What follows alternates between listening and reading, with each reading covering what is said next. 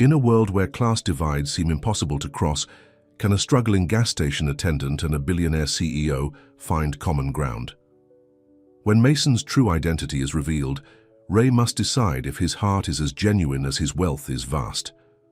But in Oak Ridge, Georgia, nothing is quite what it seems, especially when it comes to matters of the heart. Before we begin this emotional journey, we'd love to know, where are you watching from tonight? Drop your city in the comments below.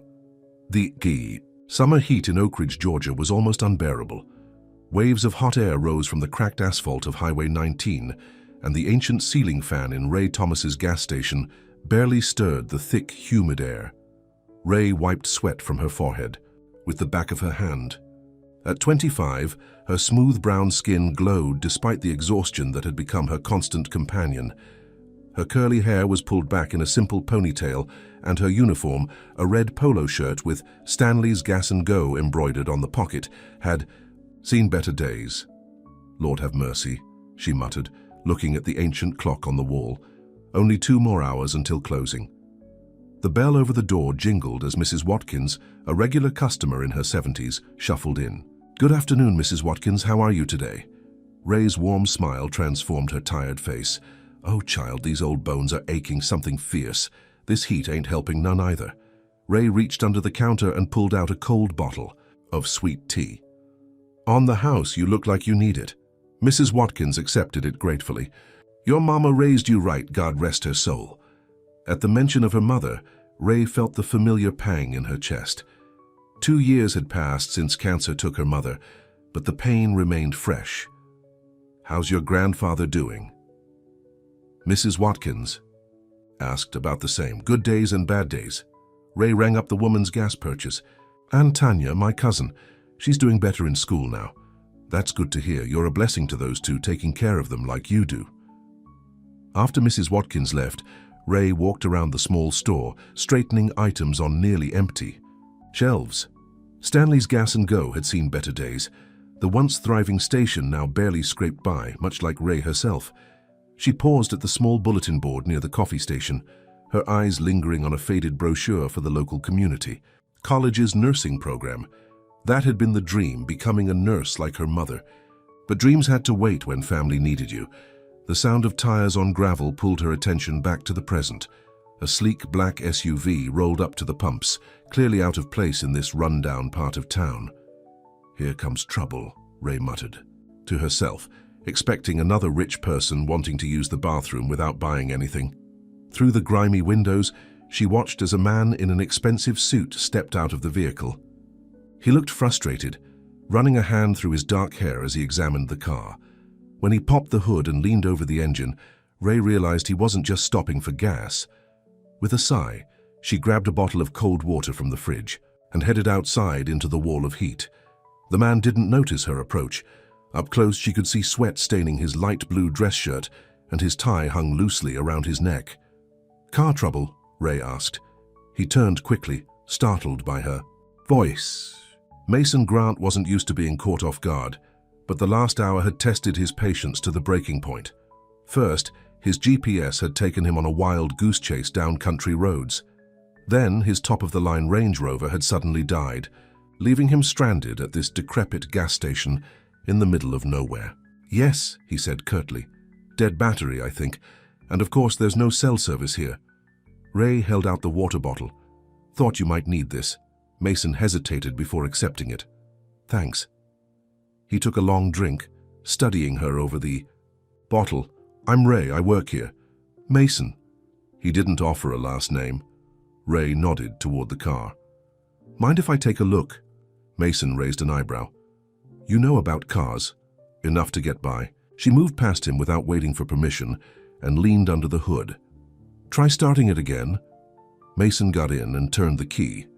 Nothing but a click. "Definitely the battery," Ray called out. "I've got jumper cables in the back. Give me a minute." She disappeared around the side of the building, leaving Mason standing in the heat. He loosened his tie further and looked around at the dilapidated gas station.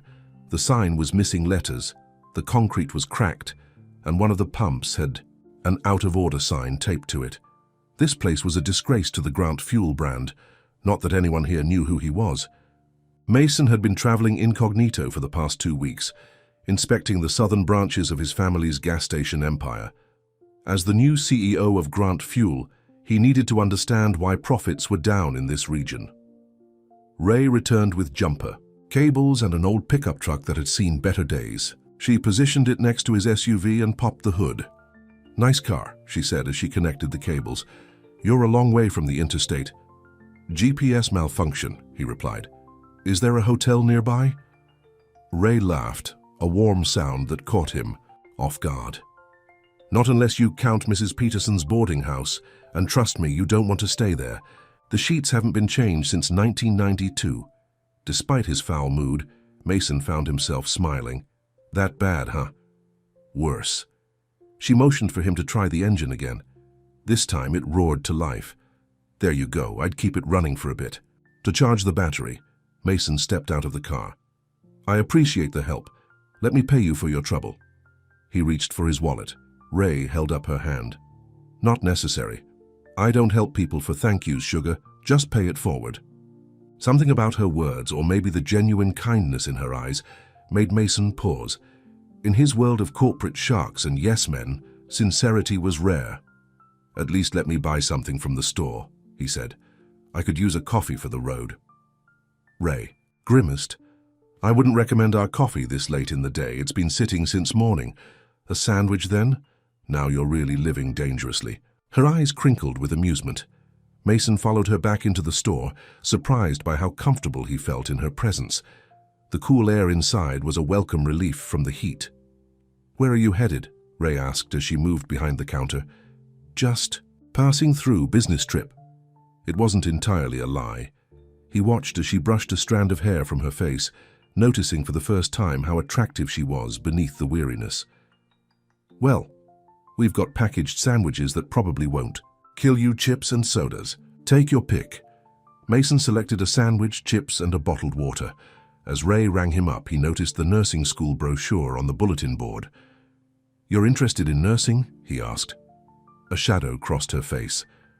"Was?" Life had other plans. Before he could ask more, the door jingled again and an elderly man shuffled in, leaning heavily on a cane. "Grandpa!" Ray rushed around the counter. "What are you doing here? You should be resting." "Couldn't find my medicine," the old man said, his voice thin and reedy. "And that girl ain't answering her phone. Tanya's at study group, remember? I told you this morning."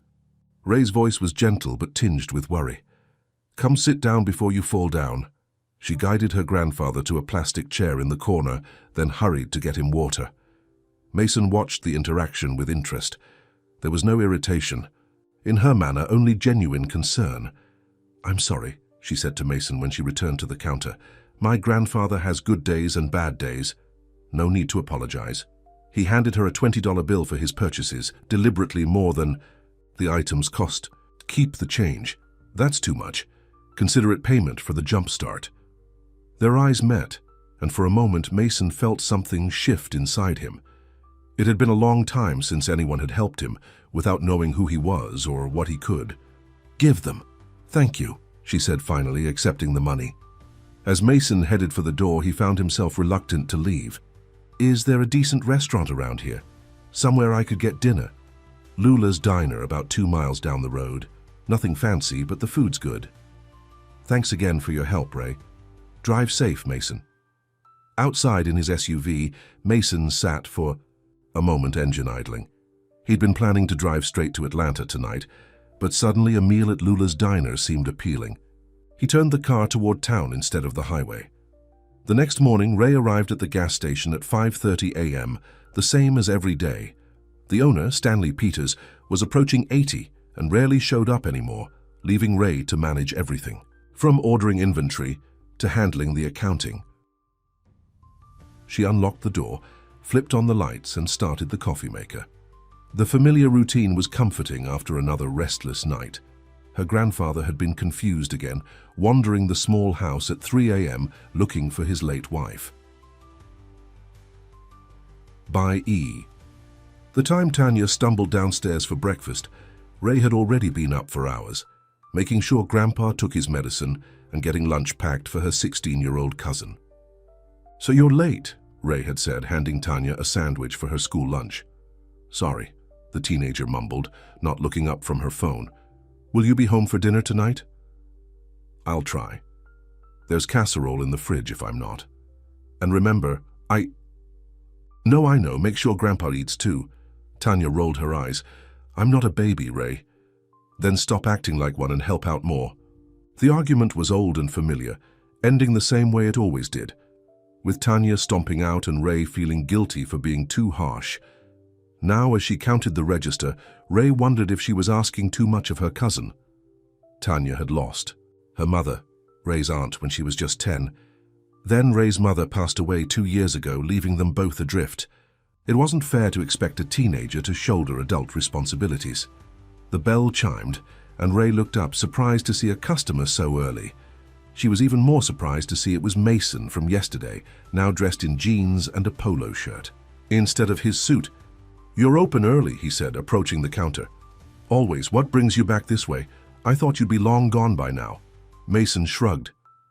"Decided to stay at that motel by the highway. I have business in the area." "The Sunset Motel, brave man." Ray smiled. "Coffee, this batch is fresh, I promise. Please." As she poured him a cup, Ray noticed he was watching her with an intensity that made her slightly uncomfortable. Not in a threatening way, but as if he was trying to figure something out. "Is there something on my face?" she asked, handing him the coffee. Mason smiled, a genuine expression that transformed his serious features. "No, sorry, I was just thinking that you seem out of place here." "Oh? And where should I be?" "I don't know. Somewhere better than this, I guess." Ray's expression cooled. "This place pays the bills. Not all of us get to choose where we end up." Mason winced. "That came out wrong. I just meant you seem intelligent and capable. I'm surprised this is where you landed." "Life happens." Ray busied herself, wiping down the already clean counter. "That'll be $150 for the coffee." Mason paid, feeling like he'd somehow offended her. "I really didn't mean anything by it." Her expression softened. "I know. And you're not wrong. This isn't where I plan to be at 25, but we do what we have to for family." Before Mason could respond, the bell chimed again, and a group of construction workers filed in, their usual morning stop for coffee and breakfast sandwiches. Ray gave Mason a small nod before turning her attention to the new customers. Mason took his coffee to a small table in the corner, using his phone to check emails, but his attention kept drifting to Ray, the way she greeted each customer by name. How she remembered their usual orders. The genuine smile that appeared whenever someone made a joke. It was refreshing after the coldness of the corporate world he inhabited. An hour later, the morning rush had died down and Ray approached his table. "Refill?" she offered, holding up the coffee pot. "Please." He pushed his cup toward her. "Do you work here every day?" 6 days a week. Stanley comes in on Sunday so I can go to church with my grandfather. That's a lot of hours," Ray shrugged. "That's life." Mason hesitated, then asked, "The nursing program, is that something you still want to pursue?" She looked startled by the question. "Someday, maybe. When Grandpa's better and Tanya's in college. Why do you ask?" "Just curious." Ray studied him for a moment. "You ask a lot of questions for someone just passing through." "I find you interesting." The words came out before Mason could stop them. A slight blush colored Ray's cheeks. "Now I know. You're lying. There's nothing interesting about working at a gas station. It's not about the job, it's about the person." Their eyes met and for a moment neither spoke. Then the telephone rang, breaking the spell. "Excuse me," Ray said, hurrying to answer it. Mason watched as her expression grew concerned. When she hung up, she looked troubled. "Everything okay?" he asked. "My grandfather fell. I need to go check on him, but I can't close the station." She bit her lip, clearly torn. "Can I help somehow?" Ray looked at him in surprise. "You don't even know me." "I know you helped me yesterday without hesitation." She hesitated, then shook her head. "That's kind, but I can't ask a stranger to get involved in my problems. Call it paying it forward." A reluctant smile tugged at her lips. "I appreciate the offer, but I'll figure it out." She glanced at the clock. "My relief should be here in an hour. I'll check on Grandpa then." Mason nodded, respecting her decision. "I'll get out of your hair then." As he stood to leave, Ray stopped him. "Thanks for offering, though. Not many would." "More coffee tomorrow?" he asked. "We'll be open," she replied, and though she tried to sound casual, her smile gave her away. The next day, Mason arrived at precisely the same time, and the day after that. Each morning, he would order coffee, sit at the same table, and work on his laptop. Occasionally, he would ask Ray questions about the town, about herself, about her family. By the end of the week, Ray found herself looking forward to his visits. There was something about Mason that intrigued her, a depth behind his polished exterior that she couldn't quite figure out. "So what exactly do you do?" she asked one morning as she refilled his cup. "Corporate consulting," he replied, the lie coming easily after a week of practice. "Sounds fancy. It's mostly boring paperwork and meetings. Is that why you're hiding out here instead of heading back to the city?" Mason looked up from his laptop, surprised by her perception. "What makes you think I'm hiding?" Ray leaned against the counter. "No one stays at the Sunset Motel for a week unless they're running from something. Or someone." He closed his laptop. "Maybe I just like the company here." "At Stanley's Gas and Go?" "Now I know you're lying." They both laughed, and Mason realized it had been a long time since he'd laughed genuinely. There was something freeing about being here, away from the pressure of his family name and the expectations that came with it. The door chimed, and a teenage girl walked in, headphones around her neck and a backpack slung over one shoulder. "Hey," she said to Ray, barely glancing at Mason. "You're supposed to be in school," Ray said, her smile disappearing. "Half day," the girl replied, grabbing a candy bar from the display. "Teacher conferences or something." "Tanya." "It's true. Call if." "You don't believe me," Ray sighed. "Fine, but go straight home and check on Grandpa. Make sure he takes his noon pills." "I was going to hang with Jessie." "Home first, pills first, then you can go out." Tanya rolled her eyes but nodded. "Whatever." She glanced at Mason with sudden interest. "Who's this?" "A customer," Ray said quickly. "Mason, this is my cousin Tanya." Mason nodded politely. "Nice to meet you." Tanya studied him with the frank curiosity of a teenager. "You're not from around here? Just passing through? For a whole week?" She smirked. "Must be some amazing coffee." "Tanya," Ray warned. The girl laughed. I'm going." She swiped another candy bar and headed for the door. "Later." After she left, Ray shook her head. "Sorry about that, teenagers. She seems like a handful. She's a good kid, just struggling. It's been hard since her mum died, and then when my mother passed, well, we're all still figuring things out."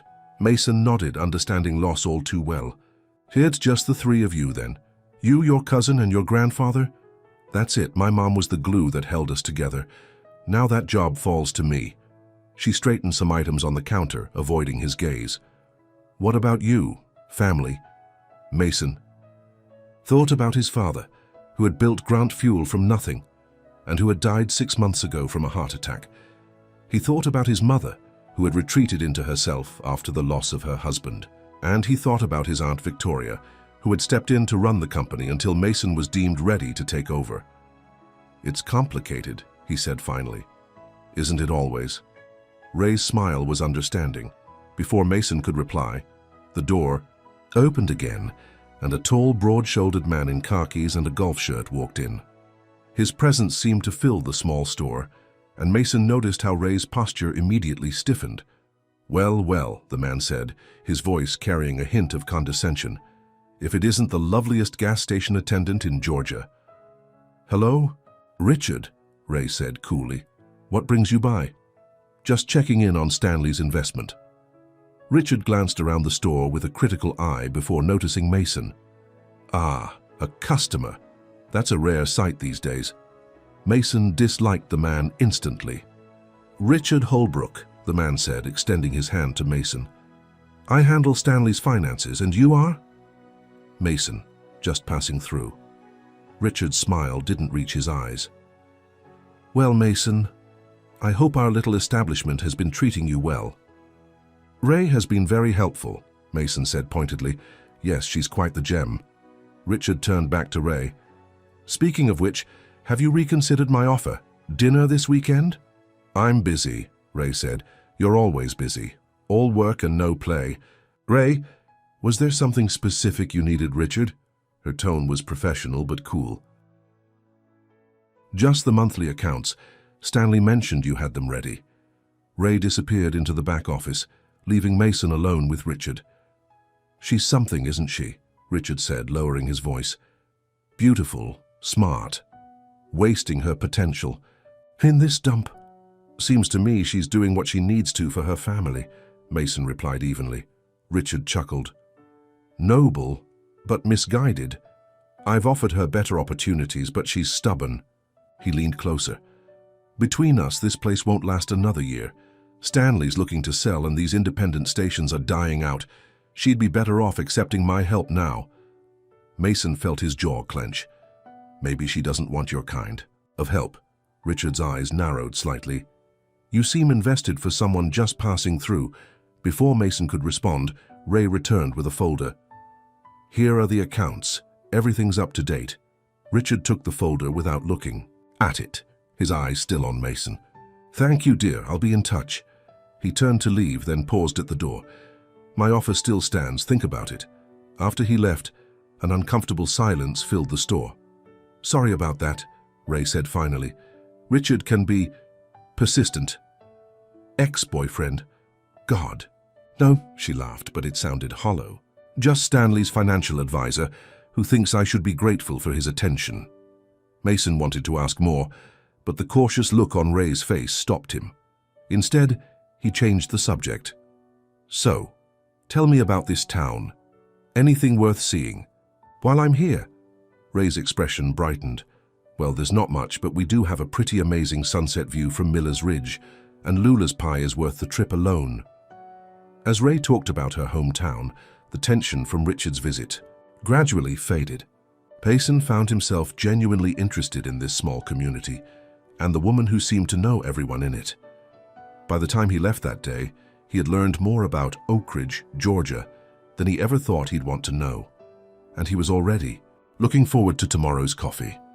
The weekend arrived, and Mason realized he'd been in Oak Ridge for over a week.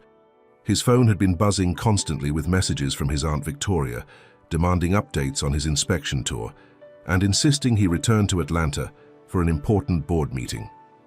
He had planned to leave days ago, but something kept him here. Or rather, someone. Saturday morning, he arrived at the gas station earlier than usual, only to find it closed. A handwritten sign on the door read, "Back in 30 minutes. Emergency." Concerned, Mason waited in his car. 20 minutes later, Ray's old pickup truck pulled into the lot. She jumped out looking harried and rushed to the door without noticing him.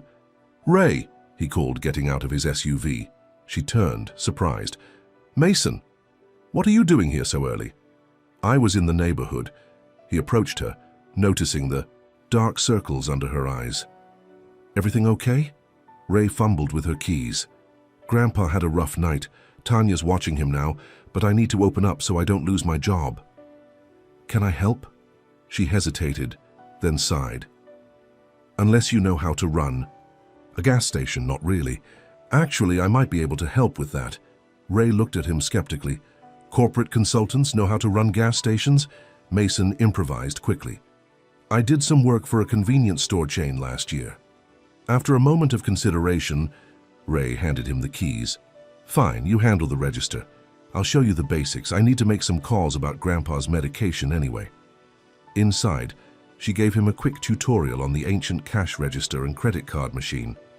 "Just keep track of the gas sales on this log, and if anyone asks for cigarettes, they're behind you, but check ID if they look under 40.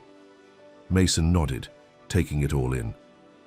The setup was archaic compared to the modernized Grant fuel stations, but the basics were the same. "Thank you," Ray said, her voice softening. "I don't usually accept help from strangers." "Are we still strangers after a week of coffee and conversation?" Smiled tiredly. "I guess not." While Ray made calls from the back office, Mason served the Saturday morning customers. Many were surprised to see a new face behind the counter, but he handled it with ease, even remembering some of the regulars Ray had pointed out to him during his visits. When Ray returned, she looked both impressed and amused. "You're a natural. Stanley should hire you." "I don't think the pay would cover my coffee habit," Mason joked. They worked side by side for the rest of the morning, falling into a comfortable rhythm. Mason found himself enjoying the simplicity of it. The human interaction, the small talk, the feeling of being useful without the weight of corporate responsibilities. Around noon, the door chimed, and an elderly man in a plaid shirt entered, leaning heavily on a cane. "Grandpa," Ray hurried around the counter. "What are you doing here? Where's Tanya?" "Went off with her friends," the old man grumbled. "Said she'd be back soon, but I got tired of waiting." "You walked all the way here? That's over a mile." "I ain't dead yet, girl." He looked past her at Mason. "Who's this fellow?" "This is Mason. He's been helping out today." She turned to Mason. "My grandfather, Robert Thomas." Mason extended his hand. "Nice to meet you, sir." Robert shook it with a surprisingly firm grip. "You the one who's been making my granddaughter smile again?" "She talks about you." "Grandpa?" Ray's cheeks darkened. "What?" "It's true. First time in 2 years I've seen that smile reach your eyes." Mason found himself pleased by the old man's words. "Your granddaughter has been very kind to me." "That's Ray. Heart too big for her own good." Robert lowered himself carefully onto a chair. "Now, someone want to tell me why you're working the register, young man?" Before Mason could answer, Ray interrupted. "I needed some help this morning and Mason volunteered, but now I'm going to drive you home and we're going to have a serious talk with Tanya about responsibility." "No need to leave," Robert said. "I'm enjoying the change of scenery." "You're exhausted and you know it." Ray turned to Mason. "I hate to ask, but go," Mason said. "I've got this covered for a couple of hours." Ray looked relieved. "I'll be back as soon as I can." The afternoon is usually slow anyway. After they left, Mason took the opportunity to really look around the gas station with his CEO eyes. The place was clean, but desperately in need of updates. The refrigeration units were ancient, the shelves half empty, and the single security camera looked like it hadn't worked in years. Yet despite its rundown state, there was a warmth to the place.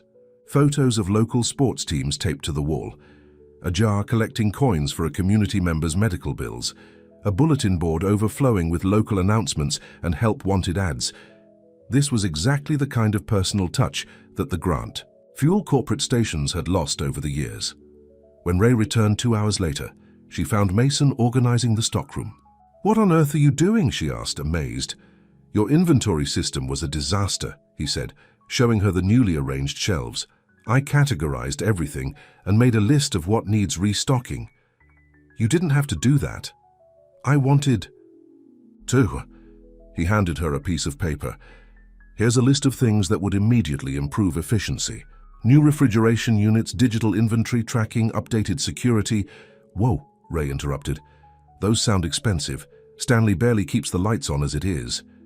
"These are investments that would pay for themselves over time, maybe in corporate America, but not here." She took the list anyway. "Thank you, though, for everything today. How was business?" "Steady. You had about 30 customers." If Ray noticed his slip, she didn't comment. "That's actually good for a Saturday. Sometimes it's so quiet I could scream just to hear a human voice." Mason checked his watch. "What time do you close?" 6 on Saturdays." "Why?" "I was wondering if you might want to grab dinner after." He tried to sound casual, but his heart was racing. Ray looked surprised. "Like a date?" "Like 2 friends having a meal, if you want." She hesitated. "I should check on Grandpa. Of course, another time maybe." Ray bit her lip, then seemed to make a decision. "You know what? Yes, dinner sounds nice. Tanya can watch Grandpa for a couple of hours. Here's the least she can do after disappearing today." Mason tried not to look too pleased. "Great, I'll come back at 6. As he drove back to the motel to shower and change, Mason realized he was more excited about a simple dinner than he'd been about anything in months. He also realized he was in dangerous territory. He still hadn't told Ray who he really was, and the longer he waited, the worse it would be when she found out. But for tonight, he just wanted to be Mason, a guy having dinner with a beautiful, kind woman who made him feel more alive than he had in years. At precisely 6 o'clock, Mason pulled up to the gas station. Ray was just locking the door, having changed from her work uniform into a simple sundress that highlighted her figure. "You look beautiful," Mason said as she approached the car. It's nothing special, she replied, smoothing the fabric self-consciously. But thank you. Where would you like to go? Lula's diner again. Ray shook her head. If we go there, we'll spend the whole time being interrupted by people wanting to know who you are and why we're having dinner together. Small towns, Mason said with a smile. Exactly. There's a place about 20 minutes from here in Millfield. Less chance of running into the entire town's gossip committee. As they drove, conversation flowed easily between them. Mason found himself telling Ray about his childhood, carefully, edited to remove references to his family's wealth, and she shared stories about growing up in Oakridge. I used to dream about leaving, she admitted. Going to a big city, becoming a nurse, having adventures. What happened? Life. Mom got sick my sophomore year of college. I came home to help, and then Grandpa's health started failing and Tanya needed stability. One thing led to another, and here I am. Do you regret it? Ray looked out the window at the passing landscape. Sometimes, but they're my family. What else could I do? Mason thought about his own family, the empire his father had built, the legacy he was expected to carry on. I understand family obligations better than most. The restaurant in Millfield was a small Italian place with checkered tablecloths and candles in wine bottles. It wasn't fancy by Mason's standards, but the food was excellent, and Ray's delight in the simple pleasure of being served a meal someone else cooked made it special. So, Ray said after they'd ordered, how long are you really planning to stay? In Oakridge. It's been over a week now. Mason swirled the wine in his glass. I'm not sure. My work is flexible. Must be nice. It has its moments, but it can be lonely. Ray looked skeptical. A successful consultant like you, I find that hard to believe. Being around people doesn't mean you're not lonely. Mason leaned forward. You're the first person in a long time who's seen me as just me, not what I can do for them. And what exactly can you do for people, Mason with no last name? There was a teasing quality to her voice that made his pulse quicken. That depends on what they need. Their eyes met across the table, and the air between them seemed to charge with electricity. Mason found himself wanting to tell her everything, who he really was, why he was in Oakridge, how meeting her had changed something fundamental inside him. But before he could speak, the waiter arrived with their meals, breaking the moment. Throughout dinner, they talked about everything and nothing. Favorite books, movies, childhood memories. Mason found himself laughing more than he had in months, maybe years. When the bill came, he reached for it automatically. We can split it, Ray offered. Please let me, you've been feeding me coffee all week. She relented with a smile. All right, but next time's on me. Next time. The words hung between them, full of promise. After dinner, Mason drove slowly back to Oakridge, neither of them eager for the evening to end. Would you like to see something? Ray asked suddenly. Sure. Turn left at the next road. He followed her directions down a winding country lane that led up a gentle slope. At the top, she asked him to pull over. Miller's Ridge, she said. Best view in the county. They got out of the car and walked to the edge of the overlook. Below them, the lights of Oakridge twinkled in the distance, and above, stars filled the clear night sky. It's beautiful, Mason said honestly. City boy impressed by country stars, Ray teased. You can't see stars like this in Atlanta. They stood, side by side, shoulders almost touching. Thank you for tonight, Ray said softly. I can't remember the last time I went out just for fun. Thank you for showing me your town. It's special. It has its moments. She turned to look at him.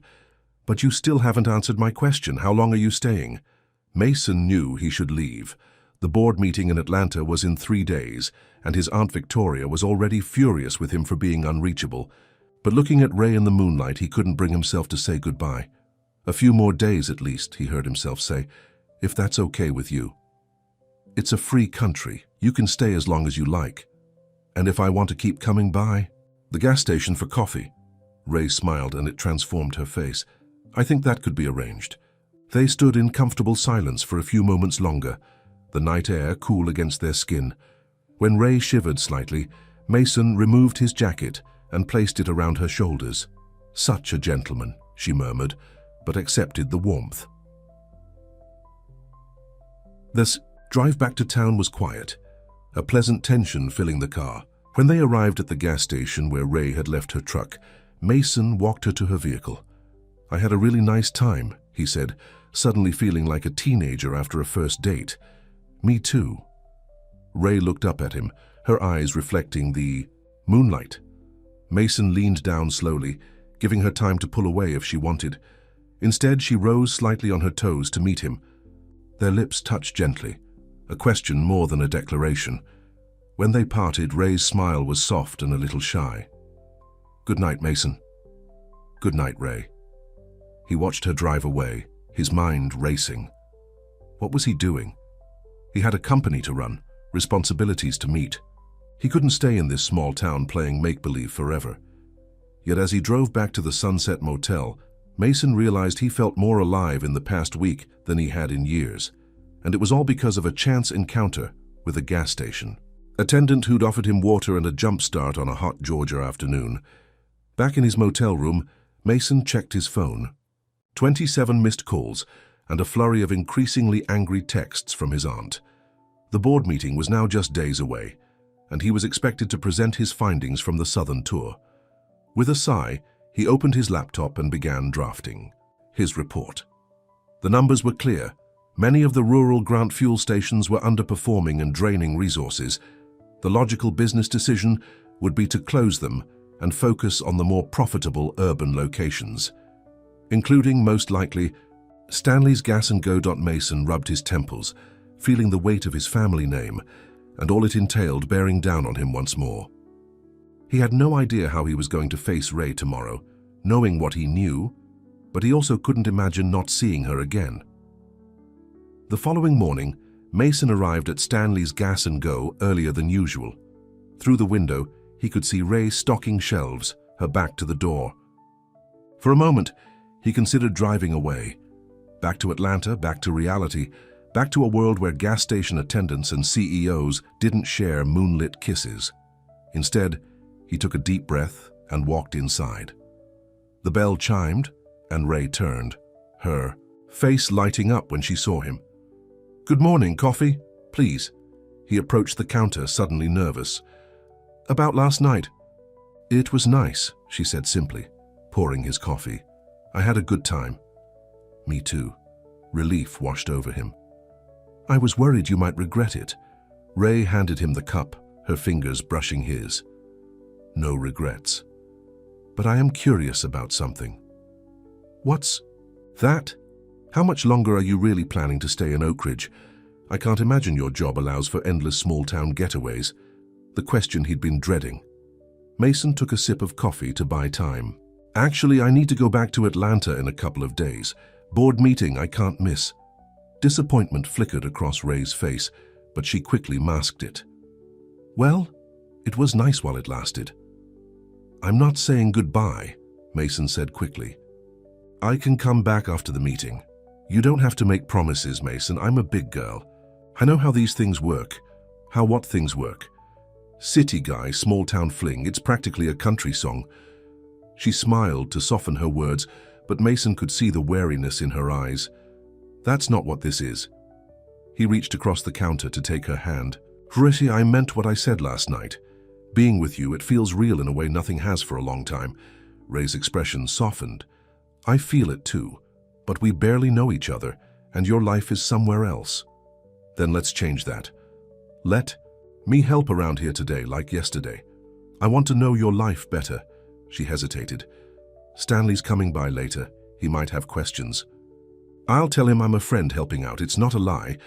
After a moment of consideration, Ray nodded. "All right, but you're not working for free this time. I'll buy you lunch." Mason grinned. "Deal." The morning passed in comfortable companionship. As they worked side by side, Mason learned the rhythms of the small store, the rush of construction workers at dawn, the mid-morning lull, the steady trickle of locals stopping by as much for gossip as for gas. Around 11, the door opened, and an elderly man with a shock of white hair and weathered skin shuffled in. He wore faded overalls and a plaid shirt, and his rheumy eyes squinted as they adjusted to the indoor light. "Stanley," Ray greeted him warmly. "I wasn't expecting you until this afternoon.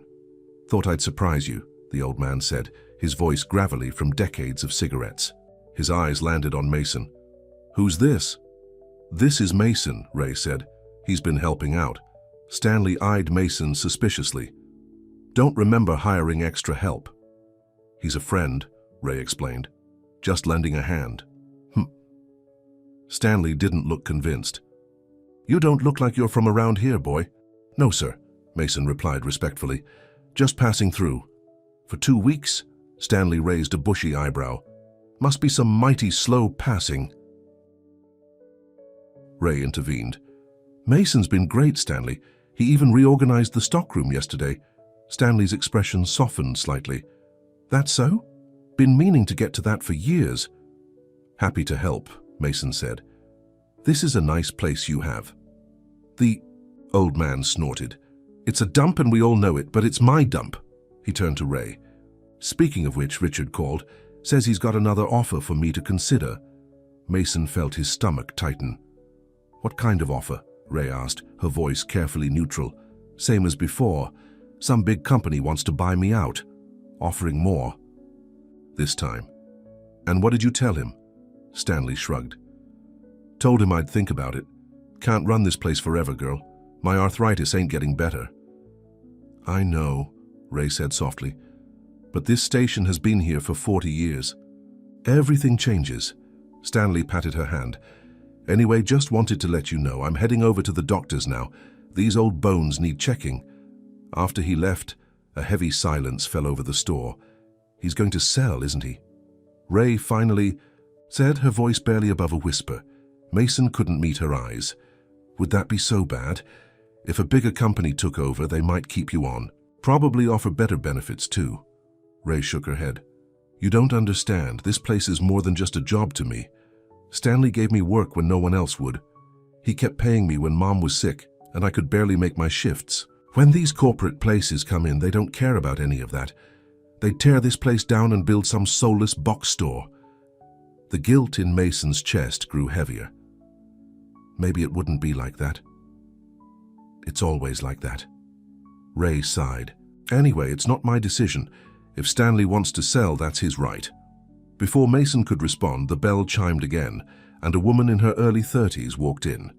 She wore crisp white pants and a floral blouse, her hair styled in a neat bob. "Ray," the woman called, breaking into a smile.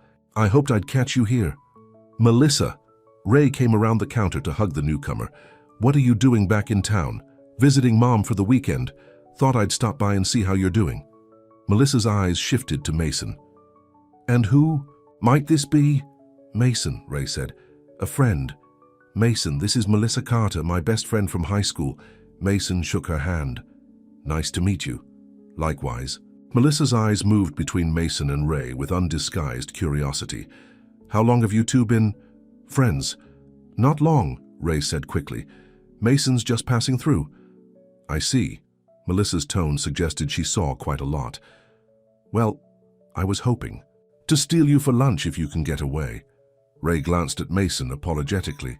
"I promised Mason lunch for helping out today." "He can come too," Melissa suggested. "The more the merrier." And so, an hour later, Mason found himself sitting across from the two women at Lula's diner, watching as they caught up on years of friendship. Melissa, he learned, had moved to Charlotte after college and now worked as a pharmaceutical sales rep. "You should see her house," Ray told Mason. "It's like something out of a magazine." "It's nothing special," Melissa demurred. "Just a starter home." "With 3 bedrooms and a pool," Ray teased. "Speaking of homes," Melissa said, "how's Tanya doing with her college application? Senior year's coming up fast." Ray's smile dimmed slightly. "She's considering her options." "Still set on that art school in New York?" "That's the dream, but the practical reality is community college." "Because of money?" Mason asked. Ray nodded. "Art school isn't cheap and there's Grandpa to consider." "There are scholarships," Melissa pointed out. "With Tanya's talent, she could get a full ride." "I'm working on her to apply. You know how teenagers are. All dreams, no paperwork." Conversation shifted to other topics, but Mason couldn't help noticing how Ray's expression changed whenever Tanya's future came up. It was clear she carried the weight of her cousin's dreams as heavily as her own abandoned ones. After lunch, Melissa hugged Ray tightly. "Don't be a stranger. Charlotte's only 4 hours away." "I know, it's just hard to get away." "Then let me help," Melissa said. "My company's always looking for sales reps. The pay is great, and you'd be amazing at it." Ray shook her head. "I can't. Leave Grandpa and Tanya. They could come too. Charlotte has excellent care facilities for seniors, and the schools are good for Tanya." "It's not that simple." "It could be," Melissa insisted. "Think about it at least." She turned to Mason. "Nice meeting you. Take care of my friend." After she left, Ray and Mason walked back to the gas station in comfortable silence. "She seems nice," Mason said finally. "The best. We've been friends since 3rd grade." Ray kicked a pebble on the sidewalk. "Sometimes I wonder what my life would be like if I'd left like she did." "Do you regret staying?" "Not regret, exactly. Just wonder." Back at the station, the afternoon passed quietly. Mason found himself watching Ray as she worked. The gentle way she helped an elderly customer count change, the patience she showed a mother with fussy children, the easy laughter she shared with the regulars. This was what Grant fuel stations had lost, he realized. The personal touch, the sense of community. The feeling that the person behind the counter actually cared about the customers as people, not just as transactions. By closing time, Mason had made a decision. He would find a way to save Stanley's Gas and Go, not by shutting it down, but by making it a model for what Grant fuel stations could be again. "What are you thinking about?" Ray asked as she counted the register. "You've got that faraway look again." "Just business ideas," he said, which wasn't entirely a lie. "You've inspired." "So you see me?" "How?" "The way you run this place, it's special." Ray laughed. "It's a gas station, Mason, nothing special about it." "That's where you're wrong." He helped her stack the day's receipts. "You've created something here that most businesses would kill for, genuine customer loyalty. People don't just come here for gas, they come here for you." "Now you sound like a consultant again, sorry. Occupational hazard." He hesitated, then asked, "Would you have dinner with me again tonight?" Ray's smile was answer enough. Over the next 2 days, Mason spent every possible moment with Ray. During the day, he helped at the gas station, learning more about the business and the community it served. In the evenings, they explored Oak Ridge together, eating at the local restaurants, walking by the small town square, sitting on her porch swing, talking for hours while her grandfather dozed in his favorite chair inside. Mason met Tanya properly, impressed by the teenager's artistic talent when Ray showed him some of her sketches. He visited their modest home, a small ranch house filled with family photos and well-worn furniture. He even helped Robert with his physical therapy exercises, gaining the old man's grudging respect. "You're not what I expected," Robert told him one evening as they sat on the porch waiting for Ray to finish getting ready. "What did you expect?" Mason asked. "Some city slicker just looking for a good time." Robert's eyes, clouded with cataracts, but still sharp, studied Mason's face. "But you care about her." "I do." "Then you should know. Ray doesn't give her heart easily, lost too much already." "I understand." "Do you?" Robert leaned forward. "That girl put her whole life on hold for family. Smartest person I know, could have been anything she wanted." "She still can be," Mason said. Robert smiled sadly. "Maybe, if life gives her half a chance." He looked toward the door. "Just don't. Make promises you can't keep, son. She's had enough disappointment." The warning weighed on Mason as the time for his departure approached. The board meeting in Atlanta couldn't be postponed any longer, and he still hadn't told Ray the truth about who he was or why he'd come to Oak Ridge. On their last evening together, they drove up to Miller's Ridge again, sitting on the hood of his car watching stars appear in the darkening sky. "I have to leave tomorrow," Mason said, breaking the comfortable silence. "I know." Ray's head rested against his shoulder. "The famous board meeting. It's important. Everything in your world is important, isn't it?" There was no bitterness in her voice, just resignation. Mason took her hand. "I want to come back." "Do you?" She turned to face him. "Be honest, Mason. Where does this go?" You live in Atlanta, run in fancy circles, do whatever it is consultants do. I'm here taking care of an old man and a teenager, pumping gas and selling lottery tickets. Those things don't matter to me. They should. They're real life. She sighed. Look, these 2 weeks have been wonderful, like a vacation from reality. But vacations end. What if I don't want this to end? Mason pulled her closer. What if I want to find a way to make this work? How? It was the perfect opening to tell her the truth. That he was the CEO of Grant Fuel, that he had the power to ensure Stanley's Gas and Go remained open, that he could offer her security and stability. But the fear of seeing her expression change, from affection to betrayal, held him back. I don't know yet, he admitted, but I want to try. Ray studied his face in the moonlight. You're hiding something, Mason. I felt it from the beginning. His heart raced. What do you mean? There's something you're not telling me. Something important. The moment stretched between them, taut with unspoken truths. You're right, he finally said. There's a lot about my life I haven't shared. It's complicated. I'm a big girl. I can handle complicated. Mason took a deep breath. After the board meeting, when I come back, I'll explain everything, I promise. Ray didn't look entirely satisfied, but she nodded. Okay, I'll hold you to that. They kissed under the stars, and Mason tried to pour every unspoken word into that kiss. His growing feelings for her, his fear of losing her, his determination to find a way to bridge their worlds. Later, as he drove her home, Ray asked, "When will you be back?" 3 days, 4 at most. The meeting's tomorrow, then I have some things to take care of. I'll be here. She squeezed his hand. Same gas station, same coffee. At her door, their goodbye lingered, neither wanting to be the first to let go. Mason, Ray said softly. Whatever. You're not telling me. I hope it's not something that will hurt us. The guilt twisted in his gut.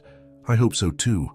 The Grant Fuel headquarters in downtown Atlanta soared 40 stories above the city, its glass facade reflecting the morning sun.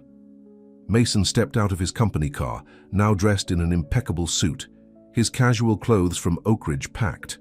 Away. In the lobby, employees nodded respectfully as he passed. Good morning, Mr. Grant, they murmured, a sharp contrast to the simple Mason he'd grown accustomed to hearing from Ray's lips. On the top floor, his assistant, Karen, greeted him with visible relief. Thank God you're back. Your aunt has been on the warpath. When is she not? Mason took the stack of messages Karen handed him. Is everything ready for the meeting? Yes, sir. The board is gathering in the main conference room at 10. Your presentation is loaded on the system. Thank you, Karen. Hold my calls until then. In his spacious office, with its panoramic view of the Atlanta skyline, Mason felt strangely out of place. After 2 weeks in Oak Ridge, the sleek modern furniture and abstract art seemed cold and impersonal. He was reviewing his presentation when the door opened without a knock.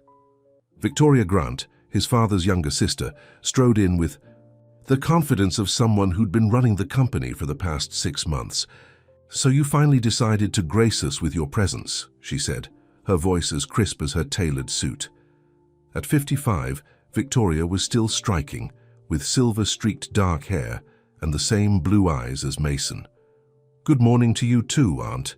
Victoria, do you have any idea how unprofessional it is to go off the grid for 2 weeks? The board has been asking questions I couldn't answer. Mason met her gaze steadily. I was conducting a thorough inspection of our southern region as we discussed, for 14 days, in one small town. Victoria's eyes narrowed. Karen tells me you were staying at some fleabag motel in a place called Oak Ridge. I was being thorough. Please. She sat across from him. I've known you since you were in diapers, Mason. This wasn't about business. Mason sighed. Not entirely. No. A woman. It wasn't a question. Of course, just like your father, thinking with your heart instead of your head. Don't start, Victoria. The board expects results today, not excuses about some country girl who caught your eye. Mason's jaw tightened. Her name is Ray, and she's not part of this discussion. Victoria's expression softened slightly. Mason, I understand. You're young. You're suddenly carrying the weight of this company on your shoulders. It's natural to want an escape. But the Grant Fuel legacy, your father's legacy, depends on the decisions we make now. I know that.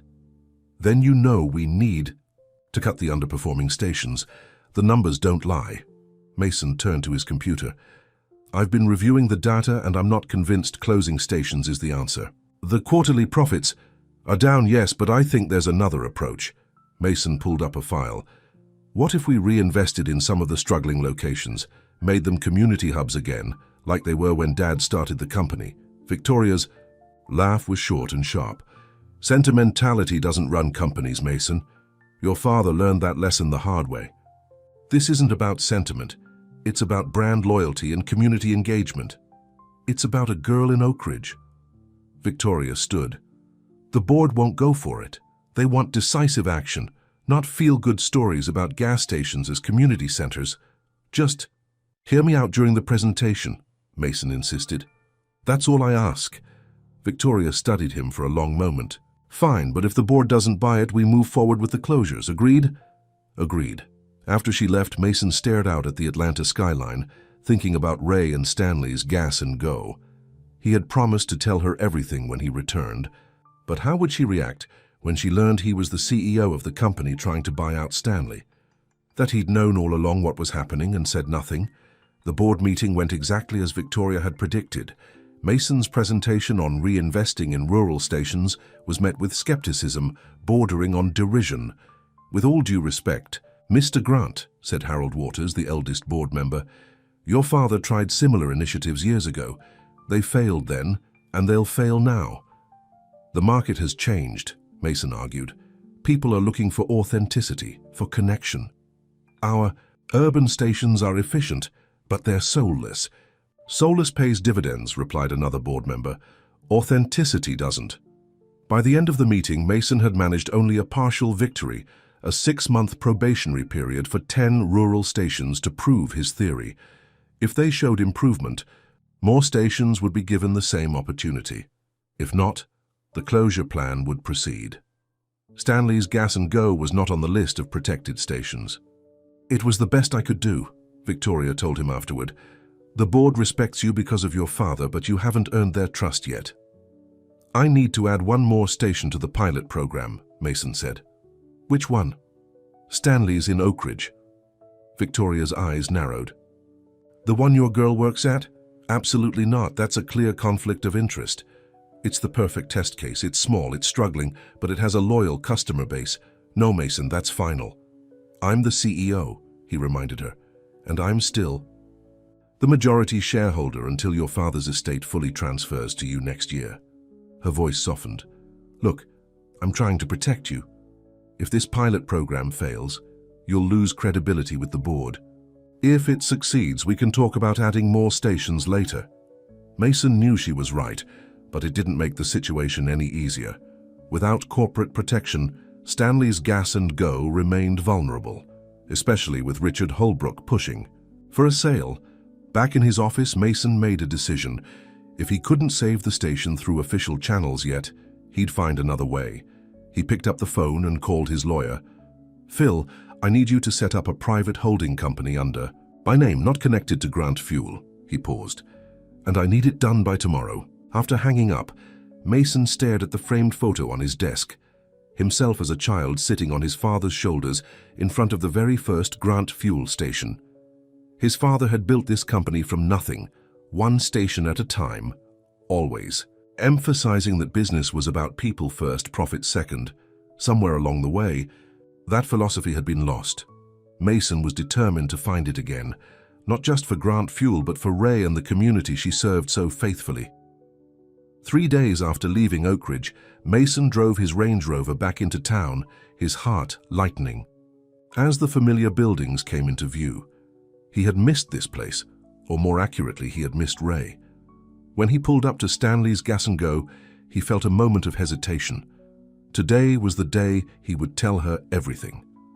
Today was the day he might lose her. Inside, the store was empty except for Ray behind the counter. Her face lit up when she saw him, and for a moment all his worries faded. "You came back," she said, coming around the counter to hug him. "I promised I would." He held her tightly, breathing in the scent of her hair. "How was your big important meeting?" She pulled back to look at him. "Complicated."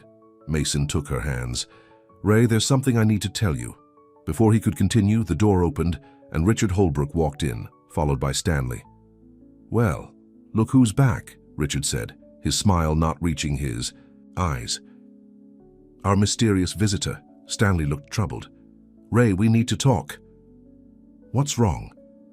Ray looked between the two men. "I've decided to sell," Stanley said, his voice heavy with resignation. "The offer's too good to pass up." Ray's face paled. "But Stanley, you said—" "I know what I said, girl, but I'm 78 years old with arthritis in both hands and a bum knee.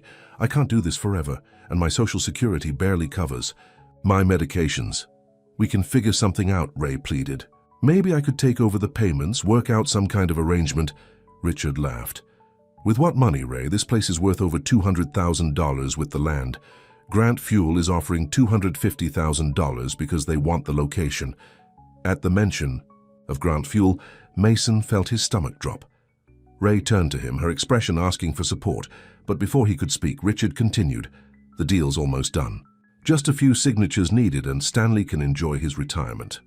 "And what happens to me?" Ray asked quietly. Richard shrugged. "Corporate policy, I imagine. They'll bring in their own people." Mason couldn't stay silent any longer. "That's not necessarily true. They might keep current employees." Richard's eyes narrowed. "And how would you know their policies?" The moment of truth had arrived sooner than Mason expected. He took a deep breath. "Because I work for Grant Fuel." The silence that followed was deafening. Ray stared at him, confusion giving way to understanding, then to hurt. "You what?" she whispered. "I work for Grant Fuel," Mason repeated, unable to bring himself to reveal his full position yet. "That's why I was in Oak Ridge, to evaluate the local market." "To evaluate us, you mean?" Ray's voice was hollow. "All this time you knew they were planning to buy out Stanley?"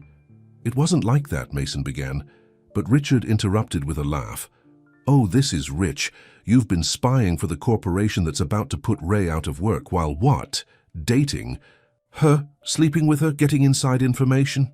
"That's enough, Richard," Stanley warned. But the damage was done. Ray's eyes filled with tears as she looked at Mason. "Is that true? Were you just using me?" "No. Ray, you have to believe me. Yes, I came here for business, but what happened between us was real." "Real?" She backed away from him. "How can anything be real when it's built on lies?" She turned to Stanley. "Did you know about this?" The old man shook his head. "No idea, girl. Swear on my Mabel's grave." Ray looked back at Mason, her expression hardening. "I trusted you because you let me, but now I don't know what's real." The words cut through Mason like a knife, partly because they echoed the storyline he'd been given to expect in the premise, but mostly because the hurt in Ray's eyes was genuine and deep. "Ray, please, let me explain everything. I think you should leave," she said, her voice shaking. "All of you, I need to think."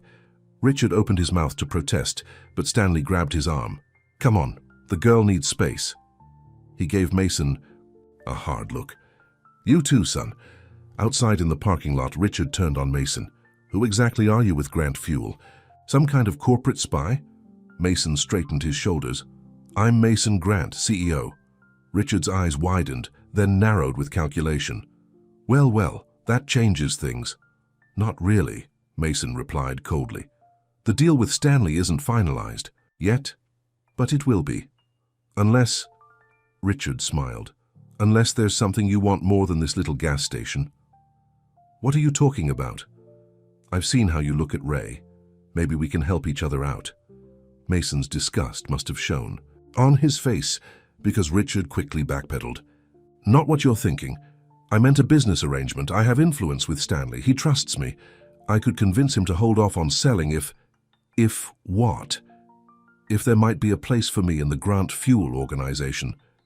Regional manager, perhaps. I know the local market better than anyone." Mason had never wanted to punch someone more in his life. "I don't make deals like that," Richard shrugged. "Your loss. Stanley will sign the papers tomorrow. And Ray will be out of a job by the end of the month, but hey, at least you kept your corporate integrity, right? As Richard walked away, Stanley approached Mason, his expression troubled. I don't know. What kind of game you're playing, son, but Ray deserves better. I know, Mason said quietly. That's why I came back, to tell her everything, to make things right. Bit late for that, isn't it? Maybe, but I have to try. Stanley studied him for a long moment. She'll be closing up in an hour. If I were you, I'd be waiting when she comes out. Mason nodded gratefully. Thank you. Don't thank me yet. She's got her mother's temper. You might need a shield. For the next hour, Mason sat in his car rehearsing what he would say, how he would explain. But when Ray finally emerged, locking the door behind her, all his carefully prepared words evaporated. She spotted him immediately and froze. I have nothing to say to you. Then just listen. Mason approached her slowly, as if she might bolt. Please, Ray, 5 minutes. Her eyes were red-rimmed from crying, but her voice was steady. Why should I give you even 5 seconds? Because what we have, is real. I didn't fake that. Ray crossed her arms. 5 minutes, then I never want to see you again. Mason took a deep breath. My full name is Mason Grant. My father founded Grant Fuel 60 years ago, starting with one station not much bigger than Stanley's. When he died 6 months ago, I inherited the company. I became CEO, but the board doesn't fully trust me yet. They think I'm too much like my father, too sentimental, too focused on community over profits. Ray's expression didn't change, but she didn't walk away either. 2 weeks ago, I started a tour of our southern stations, traveling incognito to see the real conditions, not the polished version managers present when they know the boss is coming. When my car broke down here, I had no intention of staying. But then I met you and decided to lie to me, Ray said flatly. At first, it wasn't a lie, just an omission. I was only planning to stay one night, but then one day turned into 2 and 2 into a week, and suddenly the thought of leaving made me feel hollow inside. So you kept lying? Yes. Mason didn't try to deny it. I was afraid if you knew who I really was, things would change between us, that you'd see me differently, like how I'm seeing you now. Her voice cracked slightly. Ray, I'm still the same person who helped you in the store, who had dinner with you, who sat with your grandfather. The only thing that's different is my last name, and the fact that you're about to destroy the livelihood of someone who's been like family to me. Ray shook her head. Do you know what Stanley did when my mom got sick? He paid her medical bills his little gas station could barely afford. When she died, he made sure I kept my job, even adjusted my hours so I could take care of Grandpa. And now you're going to what? Tear it down? Replace it with some soulless corporate clone? No, that's what I came back to tell you. Mason stepped closer. I don't want to close Stanley's, I want to save it. Ray looked skeptical. How? I've been fighting the board to change our approach, to reinvest in stations like this one instead of shutting them down. I believe places like Stanley's are what made Grant Fuel special in the beginning, and they can make us special again. And the board agreed to this? Mason hesitated. They agreed to a pilot program. 10 stations will get renovations and support, instead of closure. Is Stanley's one of them? Not yet. My aunt blocked it because of us. Ray laughed bitterly. Of course. But I'm not giving up. Mason reached for her hand, relieved when she didn't pull away. I've set up a private company to buy the station from Stanley. Not Grant Fuel, me personally. Once I prove my concept with the pilot program, I'll bring Stanley's into the corporate fold as a model station. Why would you do that? Because I believe in what this place means to the community. And because, Mason swallowed hard, because I'm falling in love with you, Ray, and I can't bear the thought of hurting you. Ray's eyes widened at his confession. For a long moment she said nothing, and Mason prepared himself for rejection. You really expect me to believe that? The CEO of a major corporation is falling in love with a gas station attendant, she finally asked, her voice softer than before. When you put it that way, it does sound like a bad movie, Mason admitted with a small smile. But yes, that's exactly what's happening, and I've never been more certain of anything. Ray studied his face, searching for deceit. Even if I believe you, and I'm not saying I do, there's still the fact that you lied to me for 2 weeks. No, and I'm sorry, I should have told you sooner. Yes, you should have, she pulled her hand away. I need time, Mason. This is a lot. I understand. He stepped back, giving her space. Take all the time you need. I'm not going anywhere. What about your company? Your life in Atlanta? They'll still be there, but none of it means anything if you're not part of it. Ray shook her head, overwhelmed. I can't think about this right now. I need to process everything. Of course. Mason handed her a business card, simple white cardstock with just his name and phone number. When you're ready to talk, if you're ready, call me. Day or night. Ray took the card, slipping it into her pocket without looking at it. Goodbye, Mason. As she walked to her truck, Mason called after her. It wasn't all a lie, Ray. Not the parts that matter. She paused briefly but didn't turn around. The sound of her truck's engine starting and fading into the distance left Mason standing alone in the parking lot, wondering if he'd just lost the best thing that had ever happened to him. 3 days passed with no word from Ray. Mason checked into the local motel again, unwilling to return to Atlanta until he knew where things stood. He drove by the gas station a few times but never went inside, respecting Ray's need for space. On the 4th day, he received a call from Stanley. She's hurting, the old man said without preamble. I never meant to hurt her, Mason replied. Intentions don't count for much when hearts are involved. Stanley sighed heavily. Richard's pushing me to sign those papers tomorrow. Says the deal might fall through if I wait too long. Don't sign anything yet, Mason urged. I have a counteroffer. I'm listening. I want to buy the station personally, not through Grant Fuel. Same price they're offering, but with one condition. You stay on as a consultant and Ray keeps her job as manager. Stanley was silent for a moment. Why would you do that? Because it's the right thing to do. For you, for Ray, for the community. And for you? Mason hesitated. Yes, for me too. I want to prove that the old way of doing business, my father's way, still has value. Your father? Stanley's voice sharpened. What was his name? James Grant. A long pause followed. Well, I'll be damned. I knew your daddy. Met him 40 years ago when I was just starting out. He helped me get my first loan. Mason was stunned. He never mentioned knowing you. Why would he? I was just one of hundreds of small station owners he helped back then. Stanley chuckled. He had the same fire in his eyes that I see in yours, believed in people more than profits. That sounds like him. Tell you what, come by the house tonight. We'll talk about your offer, and maybe you can explain yourself to Ray at the same time. She's having dinner with me and Tanya. Are you sure she'll want to see me? Want to? Probably not. Need to? Definitely. Stanley's voice softened. She's been moping around for days, checking her phone every 5 minutes. Girl's got it bad, even if she won't admit it. Hope flared in Mason's chest. I'll be there. That evening, Mason arrived at the Thomas home with a careful plan. He would be honest, humble and patient. He would accept whatever decision Ray made. Tanya answered the door, her expression cool. So you're the rich guy who broke my cousin's heart. I didn't mean to, Mason said.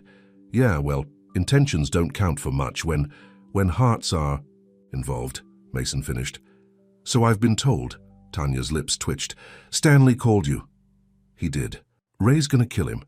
She stepped aside to let Mason in. They're in the kitchen. Good luck. You'll need it. Mason followed the sound of voices to the small kitchen at the back of the house. Stanley sat at the table while Ray stirred something on the stove. She froze when she saw Mason. What is he doing here? She demanded, looking at Stanley. I invited him, the old man said calmly. We need to talk business. Not at my dinner table, we don't. Ray, Stanley's voice gentled. Hear the man out. Then if you still want him gone, I'll throw him out myself. Ray glared at both men but didn't object further. She returned to her cooking, pointedly ignoring Mason. Dinner was a tense affair. Tanya attempted to fill the silence with chatter about school and her art projects, while Stanley asked Mason polite questions about Atlanta. Ray barely spoke, focusing on her food, tutaya. The meal, Stanley stood with effort. Tanya, help an old man to his chair in the living room. I think these two need to talk privately. Once they were alone, Mason broke the silence. Your cooking is amazing. Don't. Ray's voice was tight. Don't act like everything's normal. I'm sorry, you're right. Mason clasped his hands on the table. I've been staying at the motel hoping you might call. I almost did, several times. She finally looked at him. But what would be the point? You're returning to your world, and I have to stay in mine. They don't have to be separate worlds. Really? You think your corporate board would welcome a black gas station attendant with a high school education? First of all, you're more than your job title. Second, my personal life is none of the board's business. And third, I don't care what anyone thinks. Ray's expression softened slightly. It's not that simple, Mason. It can be. He reached across the table but stopped short of touching her. I made Stanley an offer today to buy the gas station personally, not through Grant Fuel, to keep you on as manager with better pay and benefits. I don't want charity. It's not charity, it's investment. In the station, in the community, and yes, in us. Mason leaned forward. Ray, when I came to Oak Ridge, I was just going through the motions, running my father's company because it was expected of me, not because I believed in it anymore. Then I met you and suddenly everything made sense again. What does that even mean? It means you reminded me what matters: people, community, connection. The things my father built his business on, the things I'd lost sight of. Mason took a deep breath. I'm not offering to buy the station out of guilt or as some grand gesture. I'm doing it because I believe it's the right thing to do, and because I want to be part of your life if you'll let me. Ray was quiet for a long moment. Even if I believed you, how would this work? You live in Atlanta. Your whole life is there. Atlanta. It's only 3 hours away. I can work remotely part of the week, we can figure it out. And what happens when you get tired of small-town life? Of me? That won't happen. Mason finally reached for her hand, and this time she didn't pull away. Ray, I've never felt about anyone the way I feel about you. I know it's fast, I know it seems crazy, but when you know, you know. A tear slipped down Ray's cheek. You hurt me, Mason. I know, and I'll spend as long as it takes making it up to you.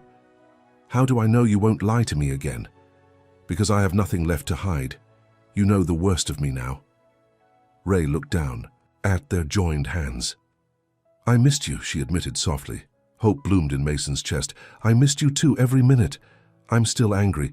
You have every right to be. And I don't trust you completely yet. I'll earn that trust back. Day by day. Ray finally met his eyes.